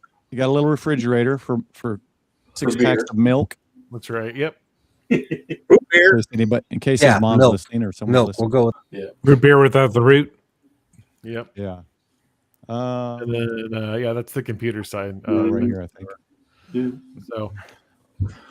Yeah, here we go. Okay, you got the mixer here. Yeah, that's always Mike. Always. Which apparently TC Helicon's out of business now. I just learned that. So I've got to now use a third-party open source app for that. Oh, yeah. It's messy because I literally put my kid down, walked in, took a picture, and sent it before I jumped on. So that's all right. It's what it's all about.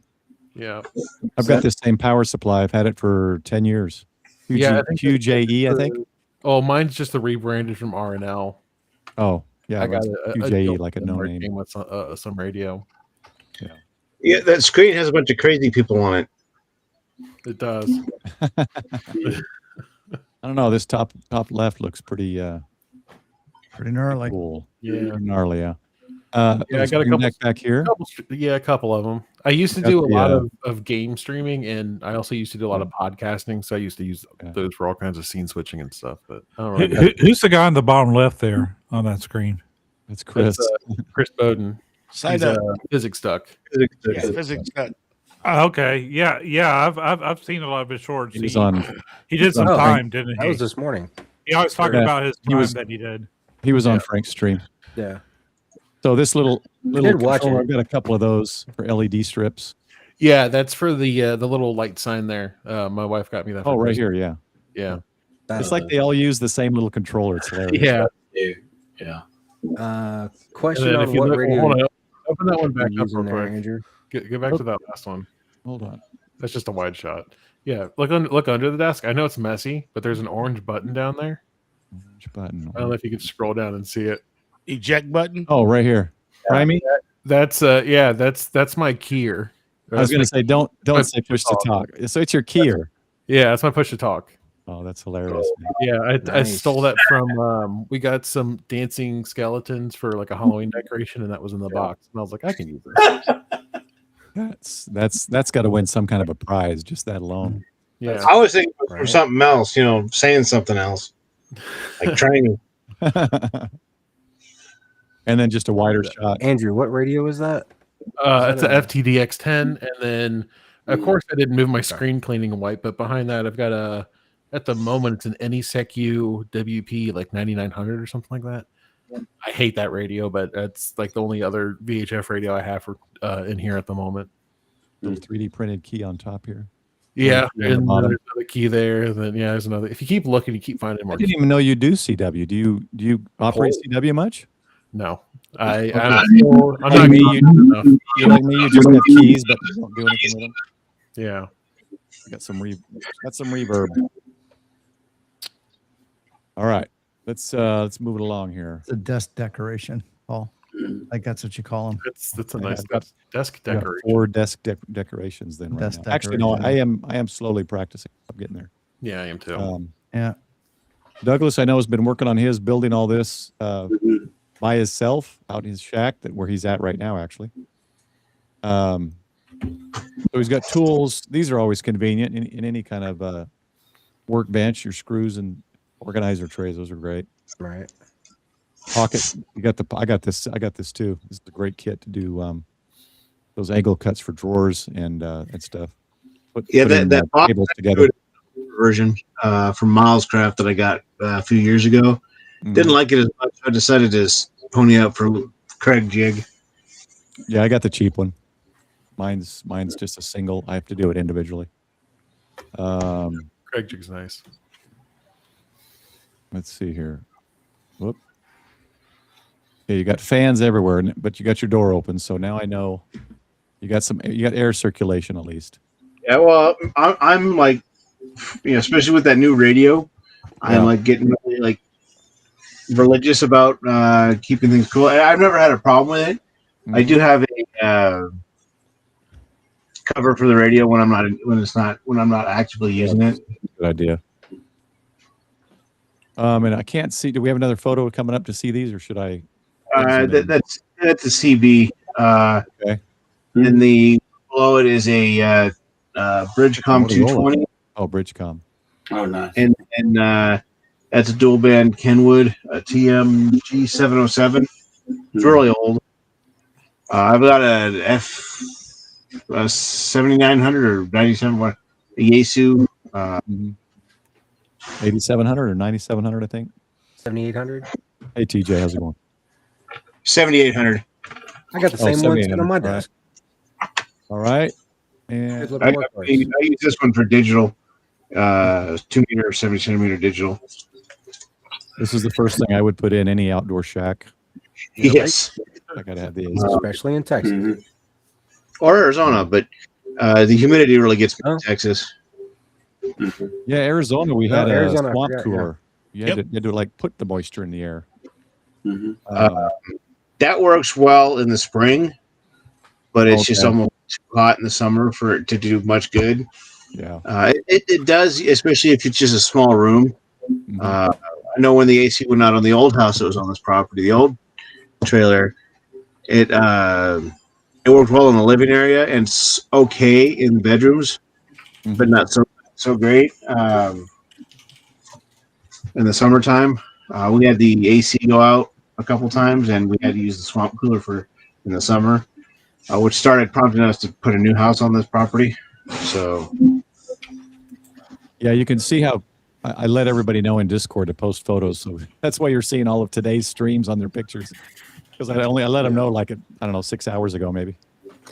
Sometimes I don't come up with the topic for the night till the day of. So, but you've also got a lot of nice workspace, unlike me and Andrew.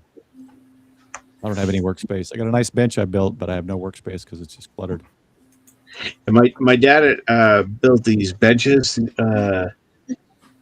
I still hold those up, and but also that the table that I've got in the carport, my dad and I welded that up. We also welded up a little stand for my table saw, job site table saw, so I can use that table as an outfeed. Wow. Is there another? Oh yeah, side. Yeah, I only took the 2 pictures because Oh, okay. It's just recycling. Gotcha. Yeah. No, it looks good, man. It's slowly building, getting bigger and bigger, and you got a lot of workspace up there, so that's nice. Yeah. That's where I built all my antennas. Oh, that's an older picture. I have a 500 on the right side there, but that's my studio setup / ham shack.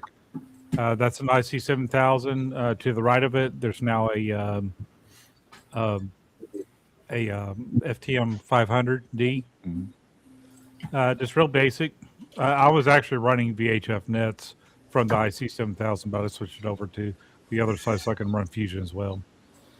Is there another picture of a newer one, or no? Did you say this was old? No. I was out and about. Oh, gotcha. I was driving, and before I took off, I pulled that up. So, yeah, there's my old logo right there on the QRZ. It's got the new logo on there now. So that's my setup. It's a younger photo. Huh? It's a little younger photo too. And it's a photo where he's soaking wet. Yeah, I think my kid. I was walking in the rain. We did an outdoor nature thing with my kids when he was in elementary school. He's now 23 years old. So nice. So that's my setup. Let's see. Oh, it's. But that is those are older EOD. pictures. I've changed it since. EOD, yeah. Thanks. What I do? This is EOD's channel. Oh. Rockets and Radios. Oh, I heard Tim. Is he? Yeah. Is he? I think he's in. I think he's in chat. He's in chat. Yeah. So another nice Gladiator with the back rack setup. Very nice, man. That is. He's got a fairly. I think it's a fairly new channel, or he's just starting to make videos again. I think so. Check out EOD's. He's EOD's channel, Rockets and Radios. What's that? He's been kind of rebranding it, and he's starting to do live streams. Yeah. I saw his first live stream, so I can't remember what he said. He explained it. He's going to be doing more, I think. There he is. See, I like the Jeep already. There's no bath toys up on the dash. Yep. Yeah.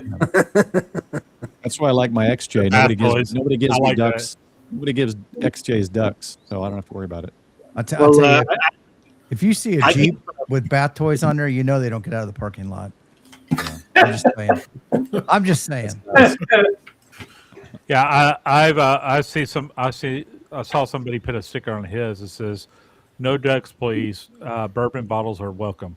People are buying bourbon bottles, little single. Here he's got what looks like. Is it a telescopic mast inside PVC, or a fishing? Or a fishing pole? PVC. But it's got a little flare out at the top, like maybe a fishing pole holder. Yeah, let us know. EOD. Could be an umbrella stand. He may have said something here. Let me look real quick here. Jail. He'll probably tell us in here. He'll have to let us know. Yeah, I'm watching it. Is this the EMP thing or the box beam? I don't know what that is. Switch assembly. Switching assembly. I'm not sure what that is, EOD. Might be for 2 separate batteries. Oh, you think it's like a relay built in for batteries? It's a switch panel for different devices throughout the vehicle.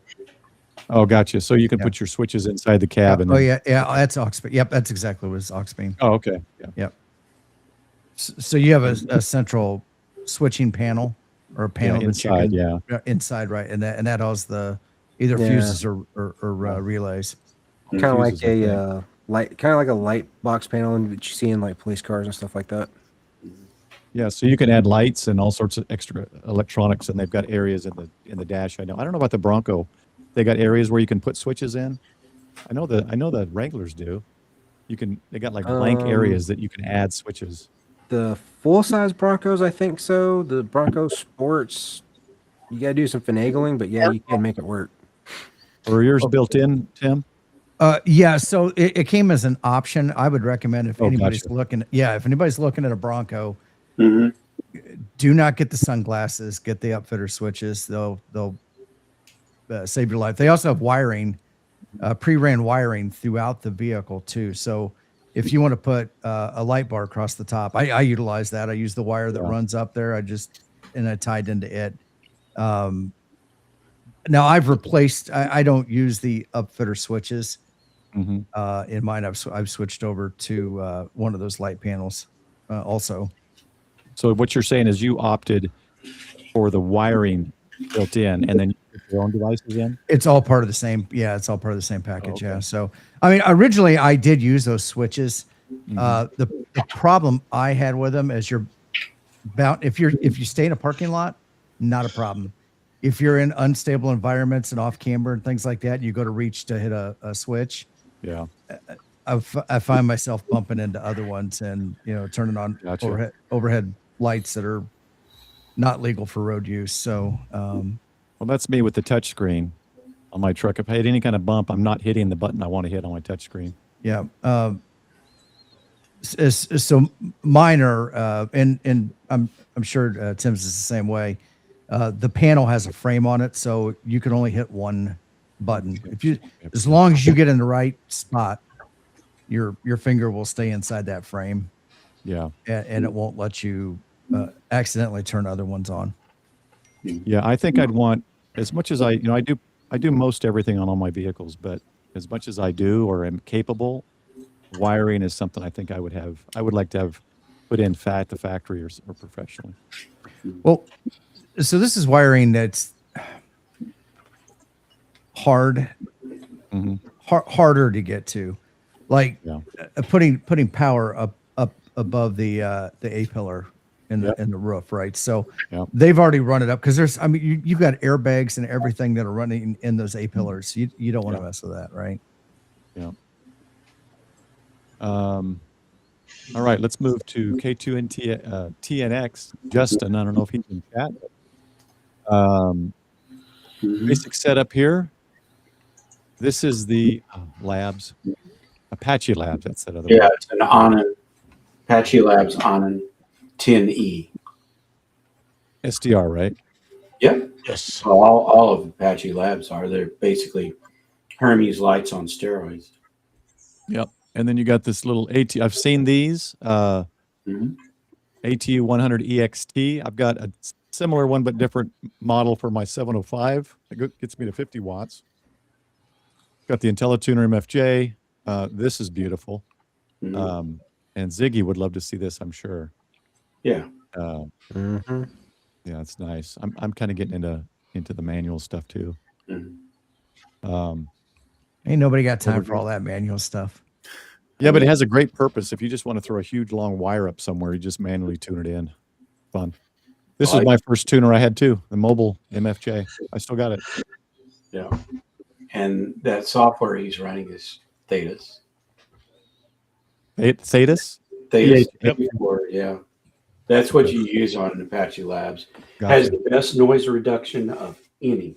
Really? Period. But it has great diversity too. There's it has true diversity. It has adaptive pre-distortion. Oh, almost missed his radio up here. Yeah, that's a 710. There's a 710. Yeah. What is this on? Oh, is this a fan on top of the Apache? Yeah. Mm-hmm. He's got a rig expert up there too. Where's that at? Oh yeah, right here. Yep, right here. Yeah, I'm wondering if he has an AT2K. Where's the? What's that? If he has an AT2K, does he have an amplifier that we're not seeing? Yeah, that's well. Let's see. He's got other photos. Hold on.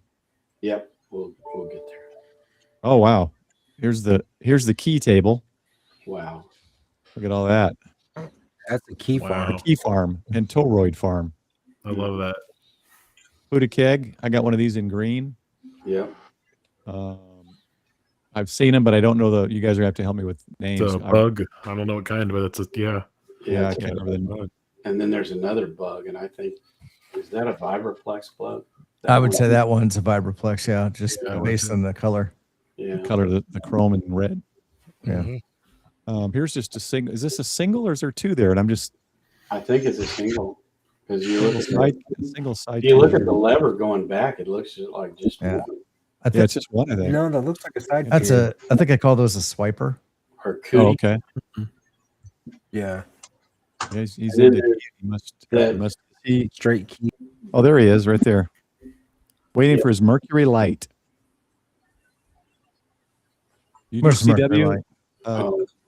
Okay. He's got the 500 watt Mercury. Those are nice. Where is the Mercury light? He said he's waiting for it. Oh, he's waiting for it. Gotcha. Okay. Yeah. Okay. Yeah. And, I think that's 600, Don, isn't it? Huh?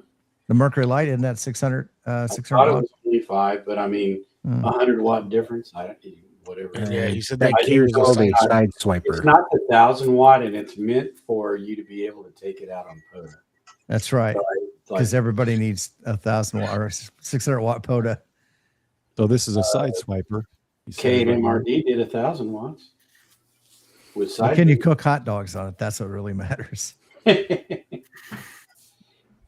by the way, there's that orange paddle also is, or the one with the orange paddle on it. That's also a cootie. You must like cooties because there's a bunch of them in that picture. So he's got the cooties. Is that what I hear? Yeah. Okay. There's what, about 4 or 5 of them in that picture? Sorry, guys. I'm trying to get someone to find the zapper for the dog collars. They're acting like idiots out there. Someone walking in the dark behind us. Uh-oh. They don't know how to react. They don't know how to react. Like if a dog's close to them, they want to play, but then when they're not there, they act like they're some kind of guard dog, which they're absolutely not. Anyway. Mm-hmm. All right. Well, very nice. That is nice. And so updated photos to come. Let's go back to Brocam here.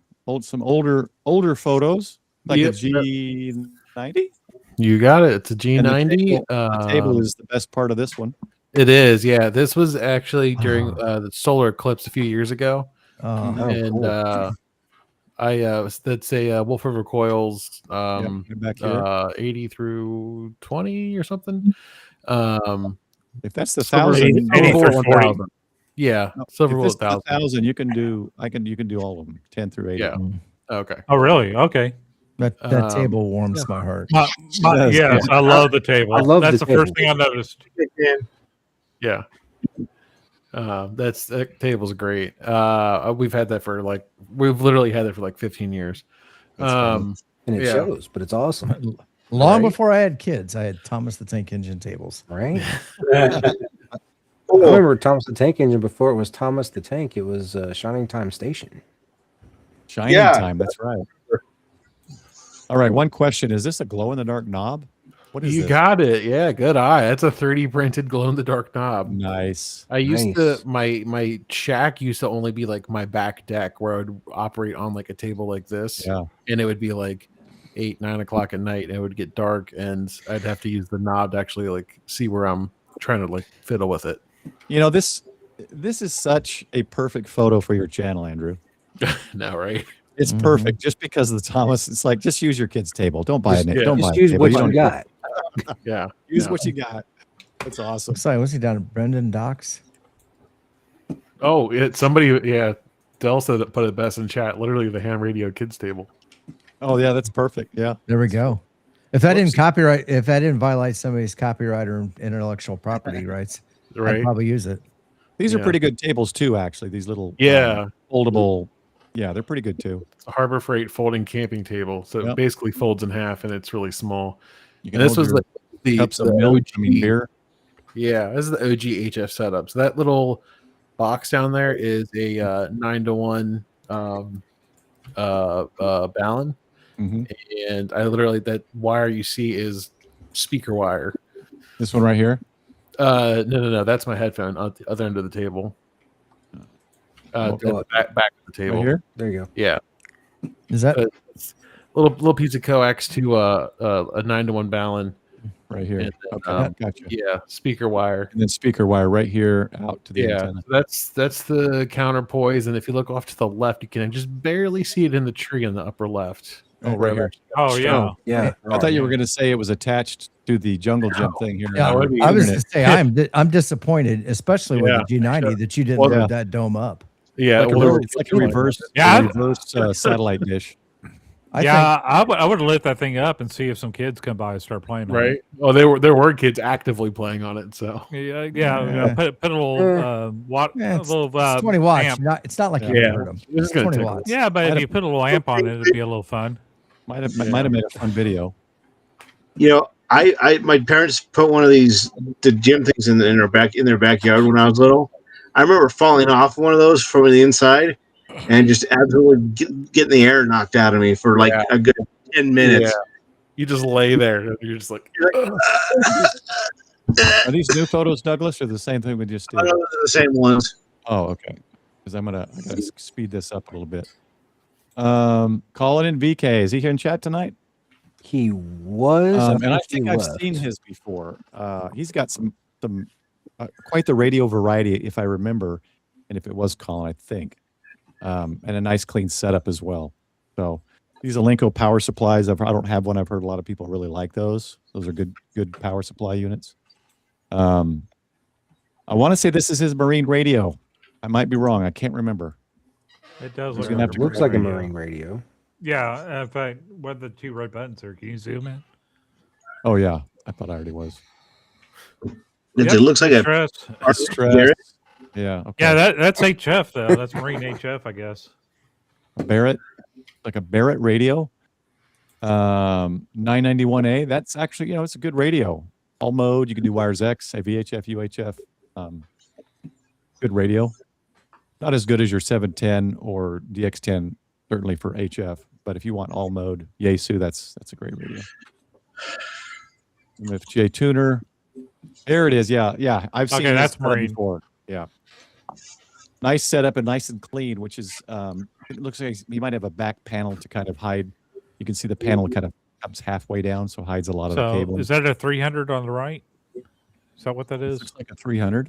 Okay. Okay, so Colin says that's a Barrett 980E MF HF radio. Yeah. And then we got probably public safety or something there. The call 11. Call 11. Or is that also marine? Could be. He's got one marine on 11 and the other on 16. Maybe. He'll have to FTM 200 on the right. Okay, that's a 200, not the 300. Yeah, he has all these. See, I don't know marine or anything. I have no idea. The ICOM looks like a marine radio as well. I would just assume marine. 88. So is there channelized? Is marine channelized or is it? I think, I believe there's Marine some is digital channels around there. The Coast Guard uses 85. Coast Guard Reserve, but you need to be Coast Guard to be using it, but the radios are capable of it. Oh, CB. Colin lives in Australia, so I was going to say, I also remember his is different. That's he's got CB? different rules than we do. Yeah, their CB is what UHF, VHF? 476 and 477 megahertz UHF CB. Oh, okay. UHF. Yeah. Okay. Oh, cool. Was that right, Colin? Is that a marine radio on the left as well, or what is that?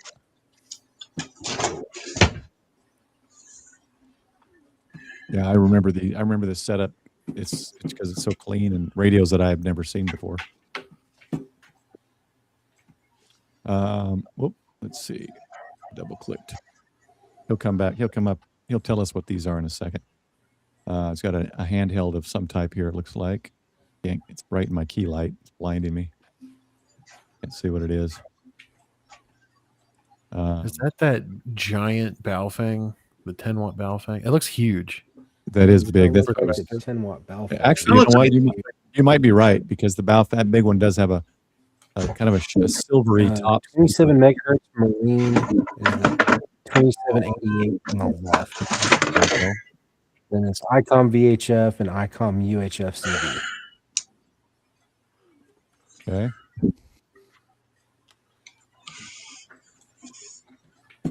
So yes, Michael, the one on the left was marine as well. Okay, good. I keep double clicking. He says, "Yep, that's a huge thing." Huge thing. Oh, it is. Yeah, yeah. Because their top speaker, I had one of those. I think I gave it away or sold it or something. I can't remember. Or I sent it back. I think I was only getting like 8 watts out of it. I'm like, nah, I'll send it back. I don't need it. But it is a big radio. And the splitter. UV5 Maxi. Is that a marine splitter? What kind of splitter is this? Anybody know? No clue. That is a GME AIS splitter. Oh, thanks, Andrew. Very good. I appreciate that, man. Thanks, Andrew. What does it Got do? it. It's an Asian International Space Station splitter. He'll have to let us know in chat. And Or Australian International Space Splitter. there you go. Wow. See, Yep, I can be smart. Australia, where everything kills you. Yeah, this is what he. Right. So these are. All I know is a USB cable can plug into it. That's all I see there. USB B. It splits VHF marine to radio and AIS receiver. All right. And then he has to explain what these are. These are the receivers, I guess. Those would be the AIS AIS receiver. If someone knows what AIS stands for, will help.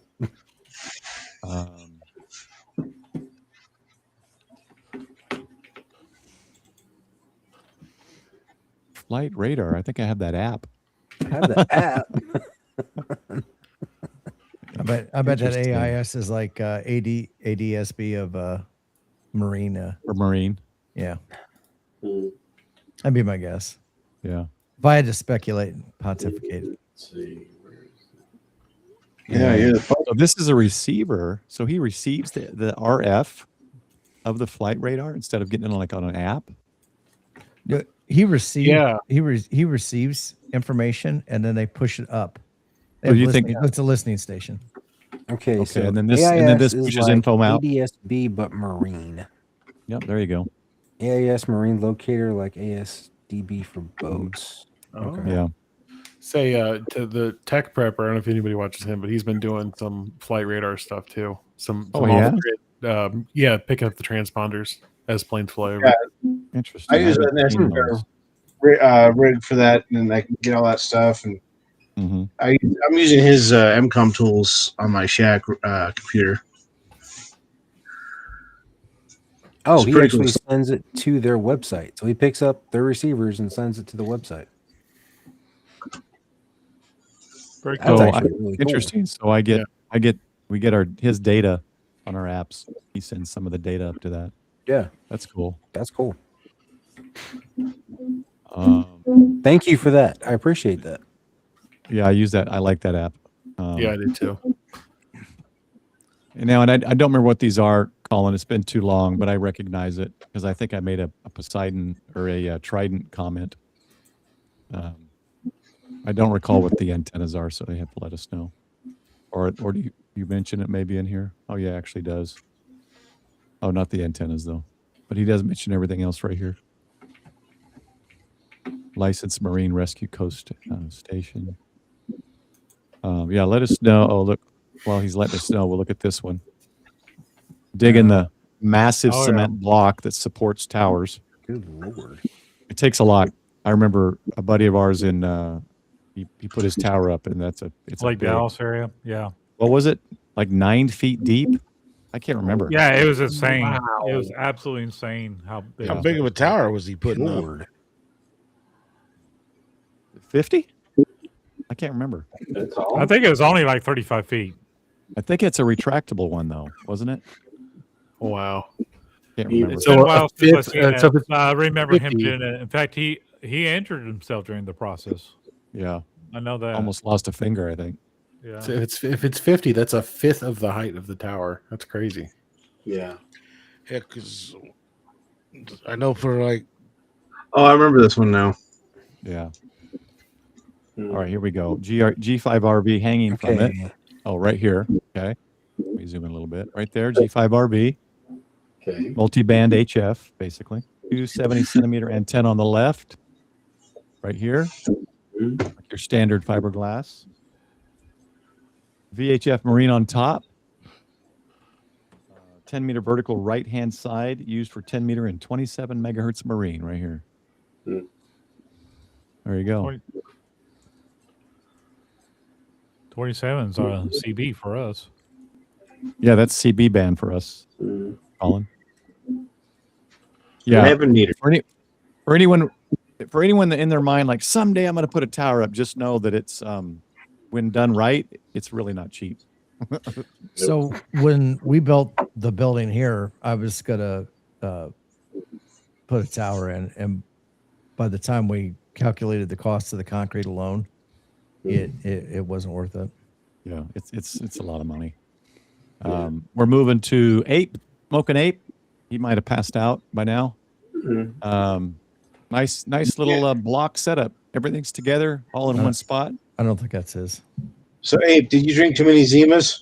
Did he put I'm trying to see if there's some kind of AI thing in here. He likes to make me say and put stupid things on my streams. Just wait. When he comes to Texas for Texas barbecue, I'll grab his food and put it down and just let him question if I did anything to it. Let's see, his 11 meter station isn't shown. Oh, Abe, I don't even believe you anymore. I don't believe you. It's hard to believe a guy. I don't believe him. So, although it does have his little cutting grid board. What are they called? Grid boards or whatever those stupid things are called. I have the same thing, but he always has that. Nothing's plugged in. He has no mics plugged in. No antenna on the 817 or whatever that is. Well, is this the cover of the ARL magazine? Yeah, this is something stupid. Didn't have the coax plugged in. Whatever. All right. Okay. Here's TJ. Nice. So he's got a channel as well. He does a lot of CW, and I'm hoping to get him on in February on one of the streams. Talk about his CW journey and his channel, but that's sweet. He's got it on that 3 magnet, the ATAS on the 3 magnet hood. That's way to go. Yeah, you don't want to drill into his BMW. Yeah, I wouldn't either. 750. Drill, baby, drill. That's an M series. You take a BMW in for service, $1,000 every time. Crazy. Yeah. You know, they charge like $700 to change a turn signal lamp. And Well, they don't use it you anyway, have to remove the front of the car to be able to change a headlight or a turn signal lamp. That's with most cars nowadays. Why would they need to change the turn signal lamp? They never use it. Some All people right. like I'm starting to think. Don, are you throwing AI stuff images in here? No. That image there, that's the very, very first shack image that I ever posted. Oh, okay. All right. It's That's got true. the ill-fated 7300 in it, which was nothing more than an OVF light that was waiting to be lit. And then, those OVF lights are sensitive. They're sensitive on those OVF. yeah. Well, if it's on long enough, and this is what I found with this one, if it's on long enough, it will desense the entire front end of the radio, and you don't hear it. And then Don, didn't you just buy another 7300? Yes, I did. Okay. But I don't live in got the Mark a II. place. I don't live in a place where I have a high noise floor anymore, and that's a Hermes light. That's the amplifier I use for my 705. So the 7300 issue you had before wasn't the radio; it was your high noise floor. You're right. It's too sensitive to high noise floors. Don't buy it if you got a high noise floor. If you got no noise floor, hey, it's a great radio. So the issue was still the ICOM. You know, if you I don't know if it was the ICOM. I think it was the noisy floor. Well, no, the noisy floor should. Every other radio I had in that situation did not have a problem. Well, did you know? Because every other radio you had that situation had no ears. It was deaf. Noise floor. Same noise floor. Well, I know it's a noisy floor, but I'm just saying the 7300 was a much more sensitive radio. It wasn't. The one much further away, weaker stations. Blow that thing away. The 101 will absolutely blow that way. You know, so will that Hermes Light is a better receiver than the 7300. There's one thing I learned about noise, though, even before I was a ham, and that is that a noisy noise annoys an oyster. So there you go. On that note, real quick on this amp, so there is a little modification you have to make, and again, Mike's video on that. Yeah, I did the modification so you don't hurt your 705. Yeah, on the Hermes, it'll plug right in and work. You don't have nice. So I got this one for my 705 because I operate in Japan. I'm limited to 50 watts, and this brings me up, I think, to 45. It says 50, but I think it's 45. Yeah, the Hermes only does 5 watts out, but you can, it's so easy to add an amplifier to that, a small amplifier. And then, of course, something as cheap as that right there probably cost me $600, if that. Yeah. And so there you go. The equivalency of that is my, $3,000 G. So you got So when we were mentioning for newer hams on a budget, if you like SDR style, there's your SDR setup for close to the same price you'd pay for that G90. Yeah. Now, I don't know as far as tuning, but does this have a tuner built in or something? No. I again, with a DX Commander, what do you need a tuner? Well, yeah, you don't need a tuner. So yeah, you get an antenna that's tuned. You don't need a tuner. Yeah, that's that. Again, that one was always hooked to the DX Commander. Hey, Don, do you have on your Hermes Light? Do you have the kits added into where you can add the microphone and everything to it? No, I don't. I never saw the need. I strictly run mine by computer. I either run a computer radio or one with knobs and buttons. I am tired of touch screens. I don't like touch screens. Oh, Mike, I can't believe that. So, Mike, tell me this if you know it. I've got the mod. I finally got it in the mail a couple of weeks ago. I haven't modded the 705. I don't have to remove that. I don't have to remove that amp modification, do I? Once I put the USB-C in, I do have that mod. I need to put it in. Yeah. All right. Well, I think that's the last of them. Yeah. So I want to thank everyone for posting their photos last minute. I just thought of it today and thought, let's do a kind of a fun one and look at some of the progression and updates on some of everybody's ham shacks. Let me show you real quick, and then we'll go to our full screen of everybody. And this is I think it was Josh. Oh, you don't have to. Thanks, Mike. This is to Joshua, predominantly to Joshua, who earlier thought, his ham shack. I forget the words he used, but this is mine. This is how mine started with a Baofeng GT3. Yeah. And to get the full 50 watts, I bought this Mirage, this BD35, which I still have. But when I've looked at it, it's like $250. I know I didn't spend $250 on this. So I don't know why this thing has gone up so much, but this will amplify. This amplified my 5-watt Baofeng to, I think, 40 and 50 watts. I've got that same amp, Paul, and the reason it's going up. Yeah. It's not being made anymore. MFJ's gone. Oh. So people don't want to get rid of it. I'm gonna guess I probably paid $30 or $40 for it. I think that's what. And now it's $250. Yeah, I picked mine up at a ham shack, and I think I paid $25 for it. Yeah. So this is anyone wants to buy one? I got it for sale. To give you the good guy discount, $240. Yeah. Discount at $10. But look, this QJE, this power supply, I still have this. 13 years it's been running.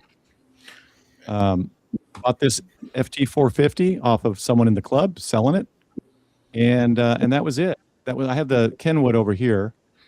I don't think I had it installed yet. The V71. But I just wanted to show this. This is the start of mine. A manual tuner. I was running wires, and I made a fan dipole that I needed to tune sometimes. And I still have that manual tuner. So, don't just get into it with your budget and then build it as you go and as your budget allows. And then let me. Before you go, Paul, do you remember your best contact on that radio? Like, I want to say, well, you can see it's on 6 meters. When I started as a tech, I was making 6 and 10 meter contacts a lot. So I think my first contact was 6 meters or 10. It's one or the other. I have to look at my logbook. Yeah, because that's a great little radio. That FT. Yeah, it is. And I was just going to say, we've gone over a lot of shacks, but we haven't talked about how effective they are. Yeah, this was a great radio. Yeah. I grew out of it. Sure. And I think I went to a 1200, the Yaesu 1200, I think next. So I'm just going to click through these real quick as it progresses. There's an cheap IKEA little table or whatever you call it, shelf with adjustable legs. There's my Kenwood installed, same power supply. So now I've gotten rid of the Baofeng and the amp. I thought, well, why not? Well, I got one shelf. I might as well put another shelf on there. So I added another shelf, added the Wires X laptop with, added a signal link. Now see, I've gone to the 1200. There's the 1200. Yeah. I don't know why I have huckleberry syrup in the picture, but it's there. Do you still have that 400? I do still have. I have all 3 of my 400s that I've spent around $300 each for. That's funny. I don't think any of us that got the 400s will give them up. No. Nope. I got one tucked in the drawer right now. It's got some dirty pots on it. I still got it. One of my FTM 400 Mafia, man. Yeah, exactly. One of my first videos I made on YouTube. I wasn't really doing YouTube. I just made a video on how to connect to Wires X. I made it on this setup right here, and I think that's got like 50,000 views. And I just threw it out there just to help people. Yeah, look, he's got 2 of them sitting there. Yep. Well, one was for the Wires X. Because they were selling them for like $300. They were trying to get everybody on Wires X. Now, there's something nice about the Wires X, and I know Don doesn't like touch screens, but you can do a manual beacon. You can set up your soft key to do a manual beacon. So, say you're doing helping with a bike ride, you pull over, you hit your beacon transmit, and they know exactly where you are to send the sag wagon. Yeah, but I don't know that I'd want to give up my 400 for Wires X. Well, remember, I don't want a 100. One of these 400s is the node. So it's waste. Back then, you had to waste a radio for your node. Yeah. And look in the back, cheap little MFJ speakers. So, keeping it within my means. Was that one for each radio, or did you have one radio? No, it was one for my radio HF and one for the VHF, UHF. Because the 400s require 2 speakers for a dual. It has a dual output. Well, they had an adapter to where they had the adapter with it. Yeah. Right. Otherwise, so got one. Sorry. Here's the mixer, which I ended up getting rid of. JBL speaker, updated my speaker. And what's better than 2 IKEA shelves on a ham shack desk? 3 IKEA shelves on a ham shack desk. So I'll click through real quick. Now you can see it just progressed. I got more monitors. I've added. Okay, now this is after I won the Gigaparts drawing in 2019. Sold my 1200 and I won the 101D. I won the Prass from Heil, a speaker down here from Heil, a seat, a chair. This is my stash down here of 762. Now here's a mess. So this was a before picture. Hey, Don, I think that looks worse than yours. Yeah. Yeah. So, and I did this to show. I literally did this to show. Like this is a before picture, and of course, I didn't take a picture down there. But now I've got those, those cubicle shelves. Each one is a same size cubicle. They've all got cubicleized, and the back panel I just cut holes through. The wires are hiding behind the back panel. So there's still a mess just hidden. Yeah, the mess is just hidden. There's the mobile rig and my Jeep, 3 radios, VHF, UHF, HF, 220. He's not showing the dash. So is there bath toys on the dash? No. I can show you, man. No one throws XJs. No, there's none of that crap. Bath toys. I'll have to remember that in March, Paul. So I'm cleaning it up, and I made this Hobby Lobby. I bought those numbers and letters from license plates and made a little K5 VOP frame. Yeah, that's cool. Let's see. Hey, Paul. Yeah. Next time you never know when I'll be in Texas nearby you, so you never know when I might have a duck for you.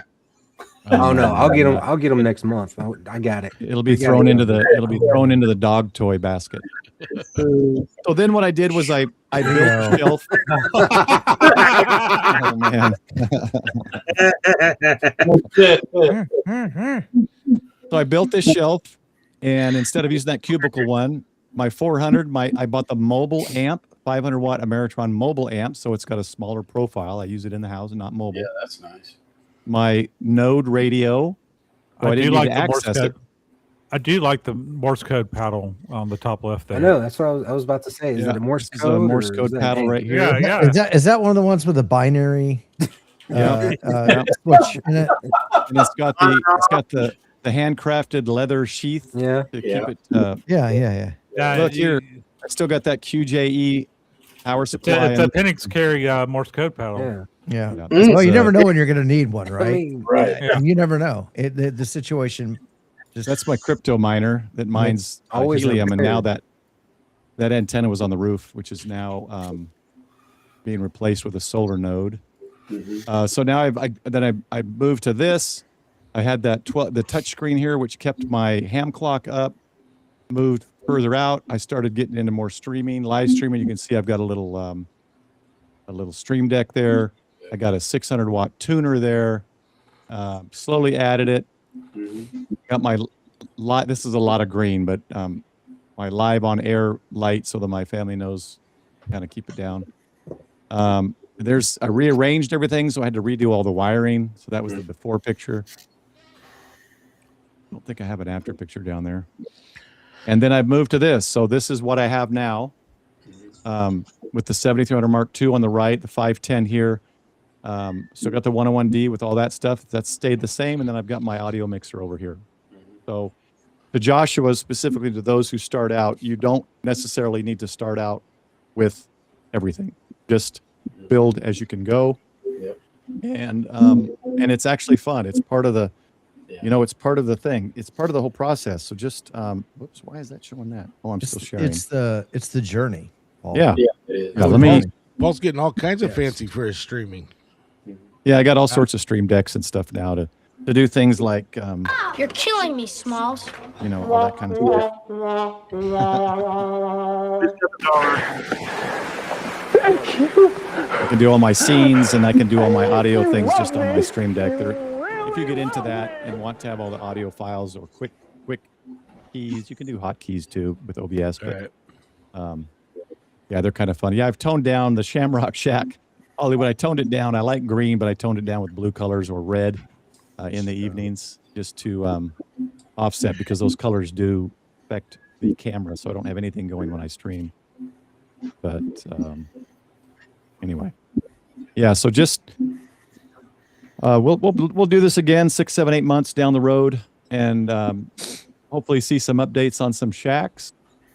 And it is an EV10. I got the Sony EV10, which seems kind of expensive for a webcam, but it's the best one for webcamming that I have found. So that's what I use. How many thousands of dollars was that? No, the ZV10 I got for $650 actually from Adorama over in New York. I think pretty good place for equipment for a good price. I've seen a couple of YouTubers that literally have $5,000 cameras. Oh yeah. Well, Chris was talking about that on Tank's stream earlier. Mm-hmm.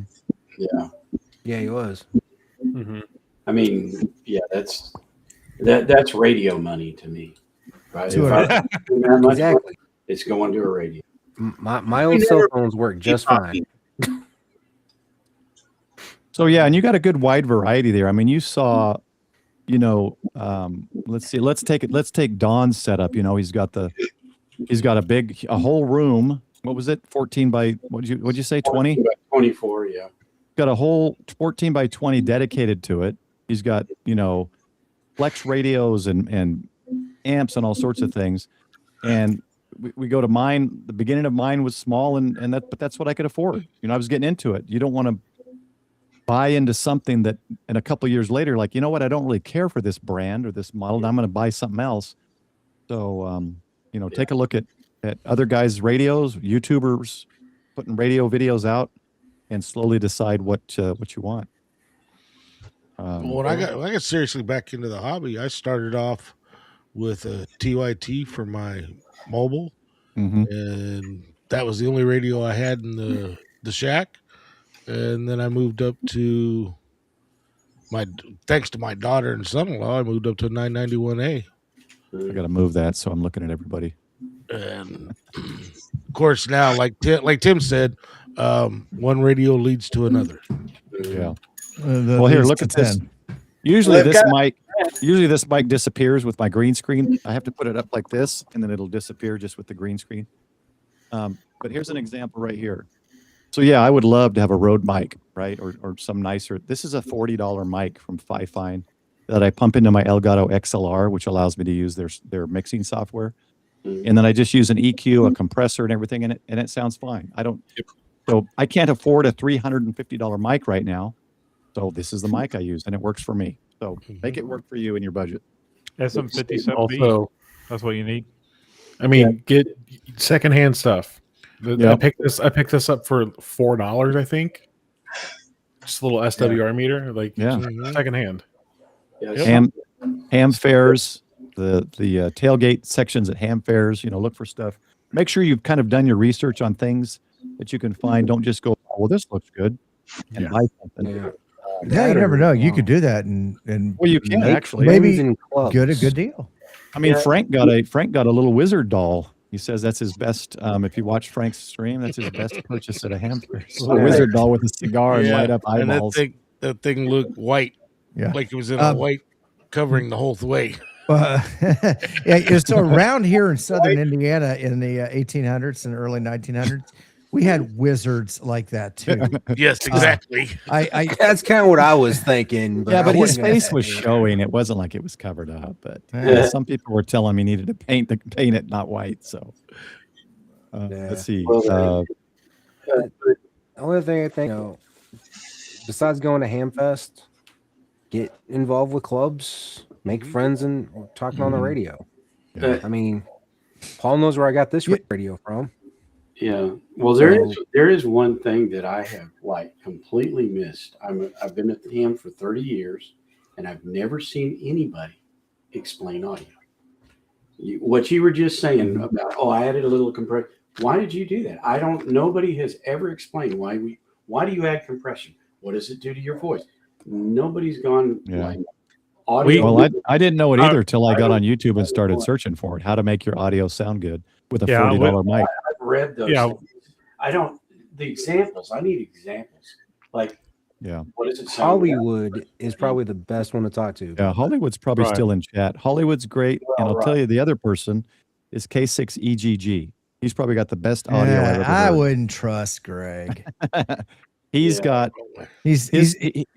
does a lot of live streams, and his audio is just. But that's what he knows. That's what he does. Anybody that has an egg in his name is just a little questionable, right? Well, that's also what he does for a living too. Yeah, that's what he does. He knows audio. Hollywood knows audio. Hollywood knows RF. UK knows audio. K1 GMM knows audio, but again, none of them. So believe it or not, our 9T repeater and our 1.7 repeater both have compressors. Do you know what? Don does bring up a good point. I mean, Tim, like you being an audio engineer, like you've been, me being involved in the music world, in bands and all that stuff. Some of us, we know it and we understand it. But Don does bring up a good point. I've never seen anybody talk about it out there in New Hampshire and stuff. Yeah. Well, so I guess it depends on level about this high, not down where you start. Yeah. Because you guys have been doing it so long. It's sorry. Break down for us guys that don't do it every day. Yeah. So Yeah, but it's not like I've known it. I had to learn it on YouTube from people who know it. Bob Heil, sorry, Tim, go ahead. did a whole series. I think he did about 2,000 presentations. True. In the few years during COVID, he was doing presentations with clubs left and right, talking specifically about the audio. So there are videos out there that Bob did. Now, when you think about audio, a lot of what we're getting here with the compression stuff like that, you don't normally hear that in radio. No, they're tuning, especially with HF. They're getting in and around the 2 to 3K. That they really want to use that audio to shape the waveform to punch it through to for the other stations to hear you. But there are guys out there, AM stations and that enhanced SSB. Those guys really work hard to do that rich sounds. It's a very small niche, whatever you want to call it, group of people that do it over the air. Broadcast radio engineers, things like that. You'll hear, those guys will go nuts with their audio chain. Yeah. But that's for over the air broadcast radio. Even with some of Bob Heil's videos, though, and I understand what Don's saying and what Sean are saying. Even some of Bob Heil's videos didn't come down to the level for guys that have no understanding. And it's not just that, too, because Doug, KB2 UTA, said, hey, I'm going to start from scratch, and I'm going to build up a profile, an audio profile. And he goes through and he does all this stuff, and he keeps going, yeah, no, that still doesn't sound right. The S's are, I don't hear any difference between what he was doing and what he just did. And so what is it about the S? What are you trying to get rid of? And then when he says, oh, yeah, that's perfect. It didn't sound the S to me. The S hisses. Yep. You get a hissing sound, and I didn't hear what he was listening for. I just didn't. So. And there's a I don't want to say a whole science, but compressors will take a wide range of audio and compress it down so it doesn't overdrive. And it's variable too. So when you can set that threshold. So when you're talking, just like we're talking now, it comes through normal. But when you all of a sudden go, hey, and everybody's doing this thing, that compressor kicks in, it hits that threshold and it brings it down. It tamps it down. It keeps it from doing that. And that's really what a compressor does. Kind of like the same thing some of the limiters do in radios, Don. I've never used a limiter. But ALC, think about ALC, right? It's a feedback. It's a loop back circuit. Okay. That says, hey, you're getting hot, and it tamps it down. It's kind of in concept the same thing. You mean like an ALC type of thing, where it's exactly like an ALC. Right. Yeah. Exactly. Yeah. Dave, if you need to go, do you need to get out of here right now? No, I'm good for a couple more minutes. Yeah. I put my audio thing up there just because Kyle in chat just asked what my mixer was. I tried the USB. I was thinking the same thing. Yeah, I tried the USB, external mixer with all the cables and the TRSSs and all this stuff. It was so confusing, and I had a whole bunch of just a mess of more audio cables all over the desk. I got rid of it, and I found that if you have an Elgato mic or the Elgato XLR dock that plugs into the back of a Stream Deck Plus, you can use their Wavelink mixer software for free, which is what you're seeing there.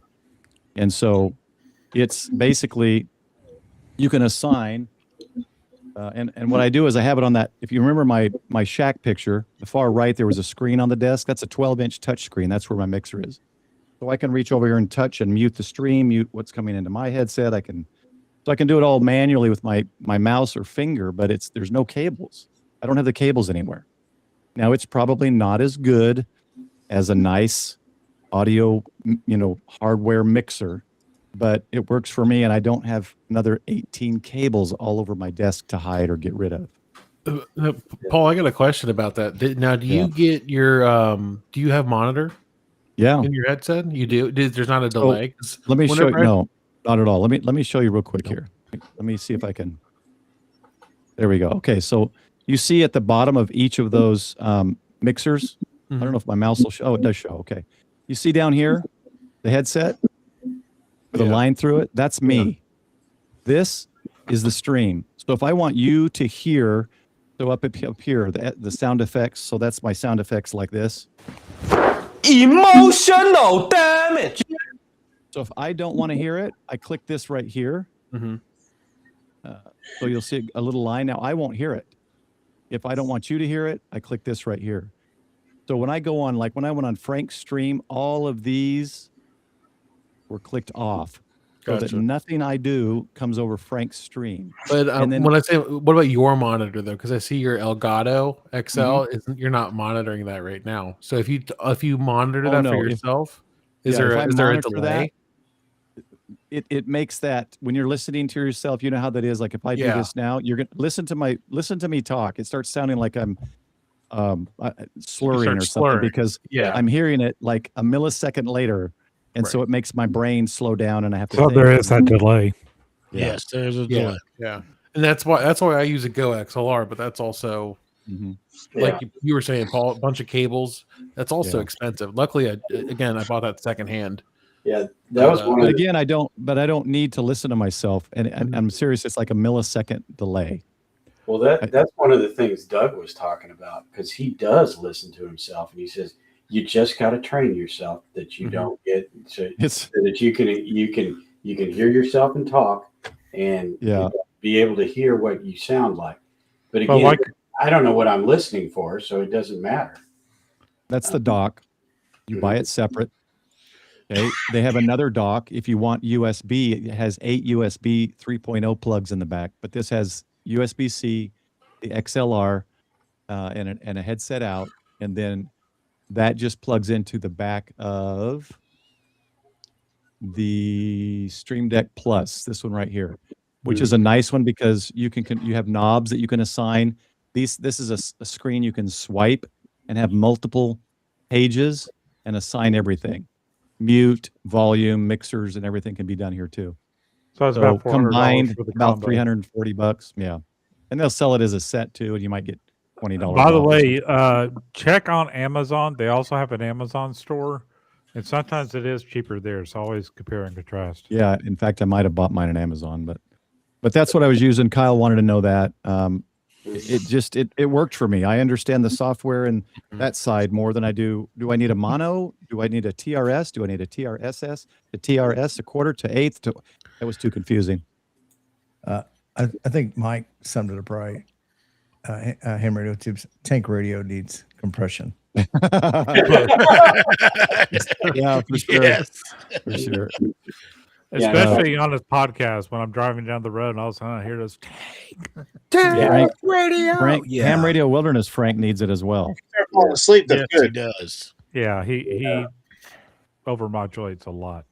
Yeah, But he just Kyle does that. Kyle, if you got a Stream Deck or if you want a Stream Deck or Stream Deck Plus, it's an easy way to have audio mixing. And then down the road, if you want to invest in a nicer, the hardware side of it and the cables, then that's great. But this is what works for me. I'm telling you, just go to Facebook Marketplace and keep looking. You will eventually find a deal. I've got 2 Stream Decks and a Go XLR, and I got all of them from Facebook Marketplace for well under what retail is. Yep. So, and Paul, but it's a fun journey. Whoever said that, was that you, Don, or who said it? Or no, Tim said it was. It's the journey, just like ham radio itself is the journey of just learning things and experimenting with things and doing new things. Make that look at that in your shack as well. And then I was going to show 2 quick things. Forgot about that. Let me show these 2 quick things, then we can finish this up. But the 2 things that I used for organizing. No, that's not it.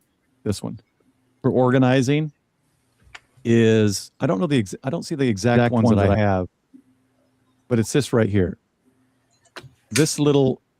So the first thing I used was clamps like these, and they snap, and you can fit like maybe 3 or 4 cables in them, and then you can stick those underneath wherever you want, and you can run those cables however you want, and put a little snap thing on wherever you need to. If you need to put a corner, those are cheap and very easy to organize cables.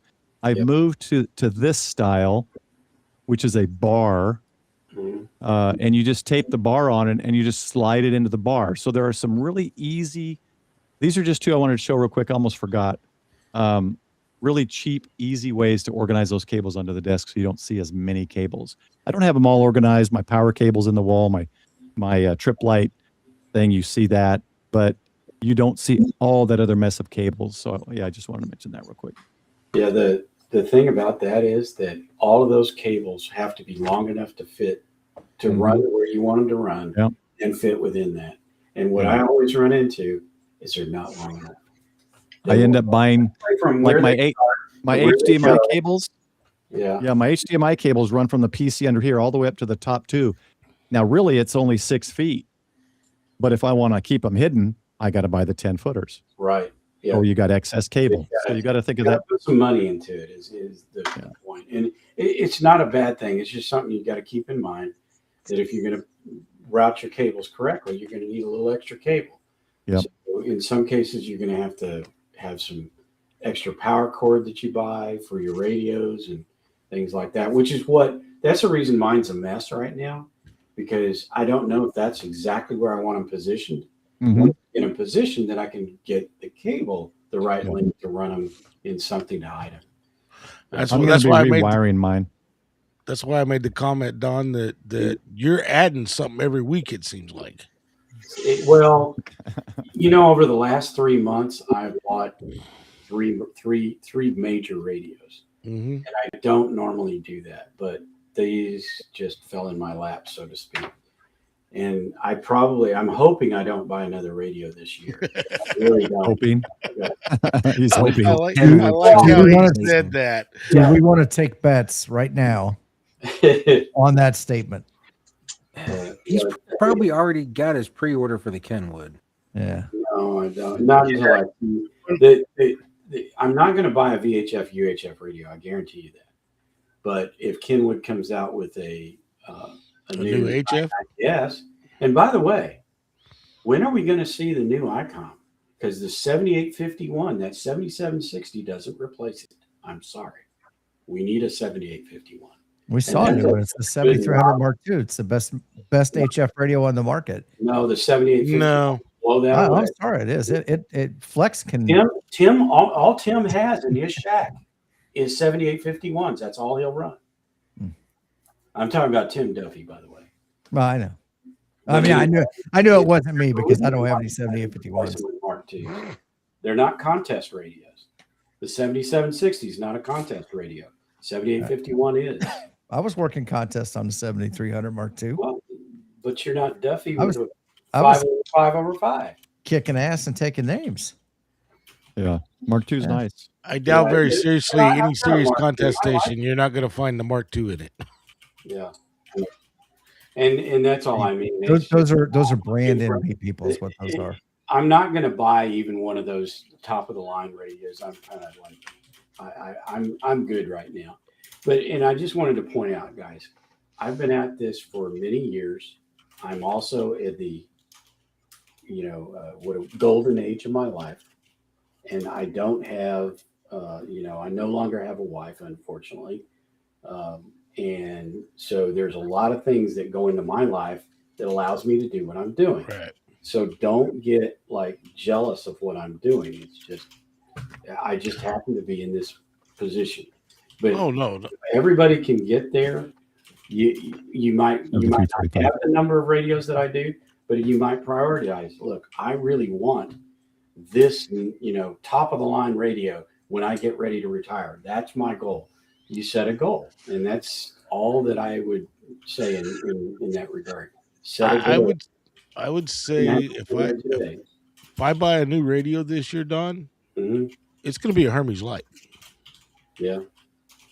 And the Hermes is, to me, again, it's equivalent to some of the thousands of dollars of radios that and it's a $400 radio.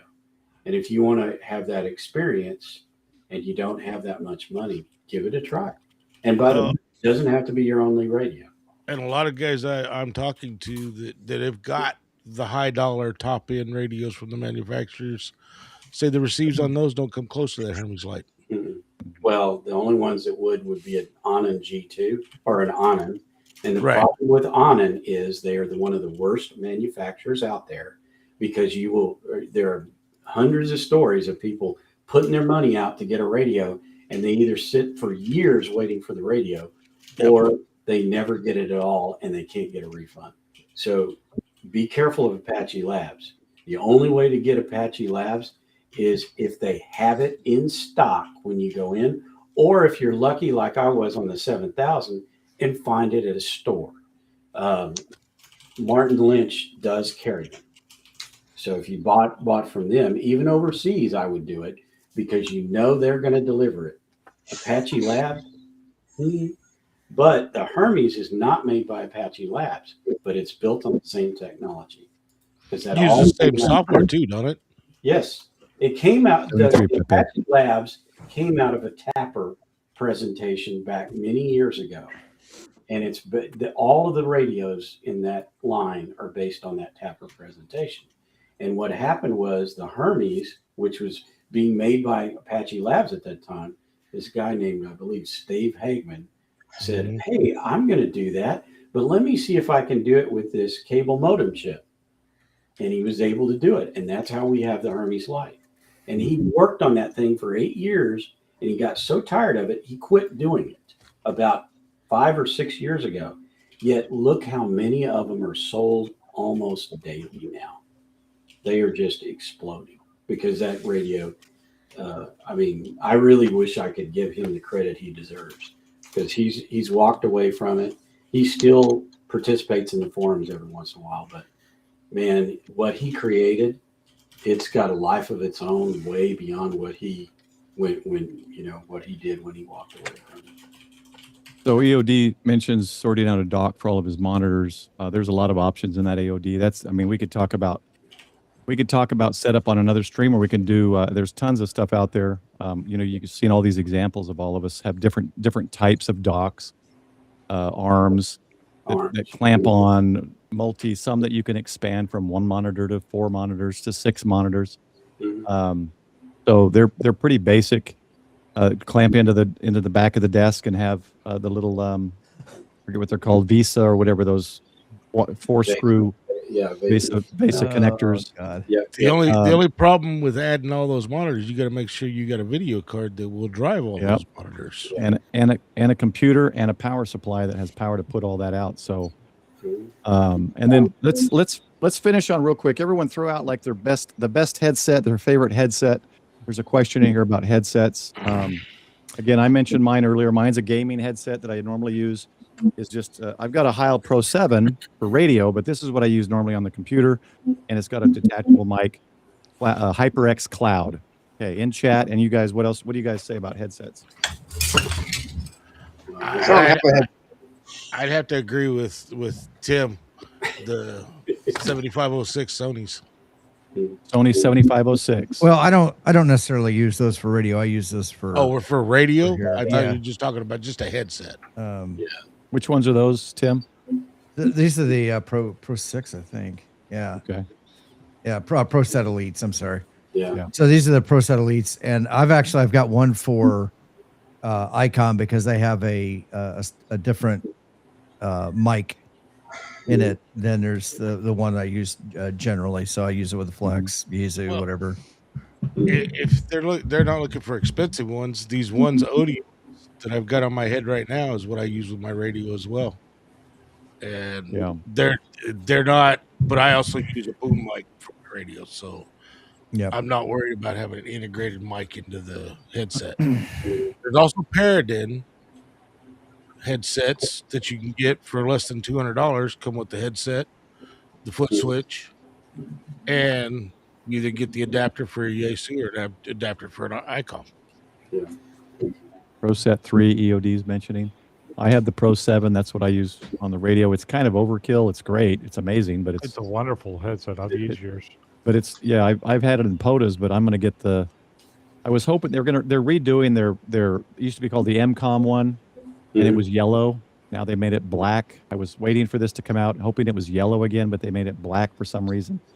So they're coming out with that soon. I probably get it because I wanted a different one for POTA that's more compact. But yeah, Radio Sports are real good, and then I run Heil.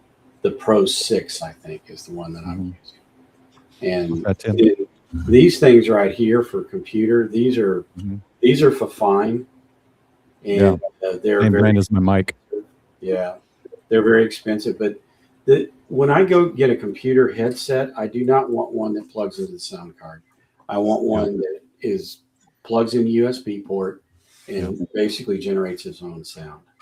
And then I move back. Here's what's cool about the HyperX and many others these days for gaming ones. You get this kind of thing. Yeah, this push button 7.1 surround volume mic. It's all on this. So those are convenient for PC. Again, this isn't my radio headset. This is my PC headset. Oops. I don't combine them. What were you gonna say, Tim? I was gonna say while we were talking, I was over on Marketplace and I'm always looking for Ford Broncos, and it was very apropos for today. Did you see the what's on the tailgate? Oh no, I don't see what you're showing. Oh, hang on a second. I think we got it. Here we go. Well, trying to get it to come up. Don't say it goes along with that conversation we were having earlier. I got your Jeep thing. Now it burns when I pee. I thought that was gonna be something. Oh, that's great. That's a real Bronco.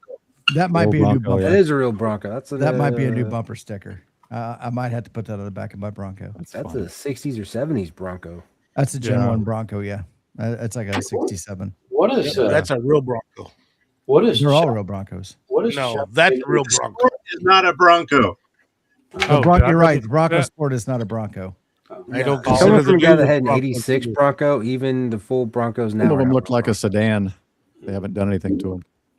Yeah. Well, the Blazer is a car, so you know. Yeah. Yeah. Okay. Well, that's our automobile conversation has to be another stream. Yeah.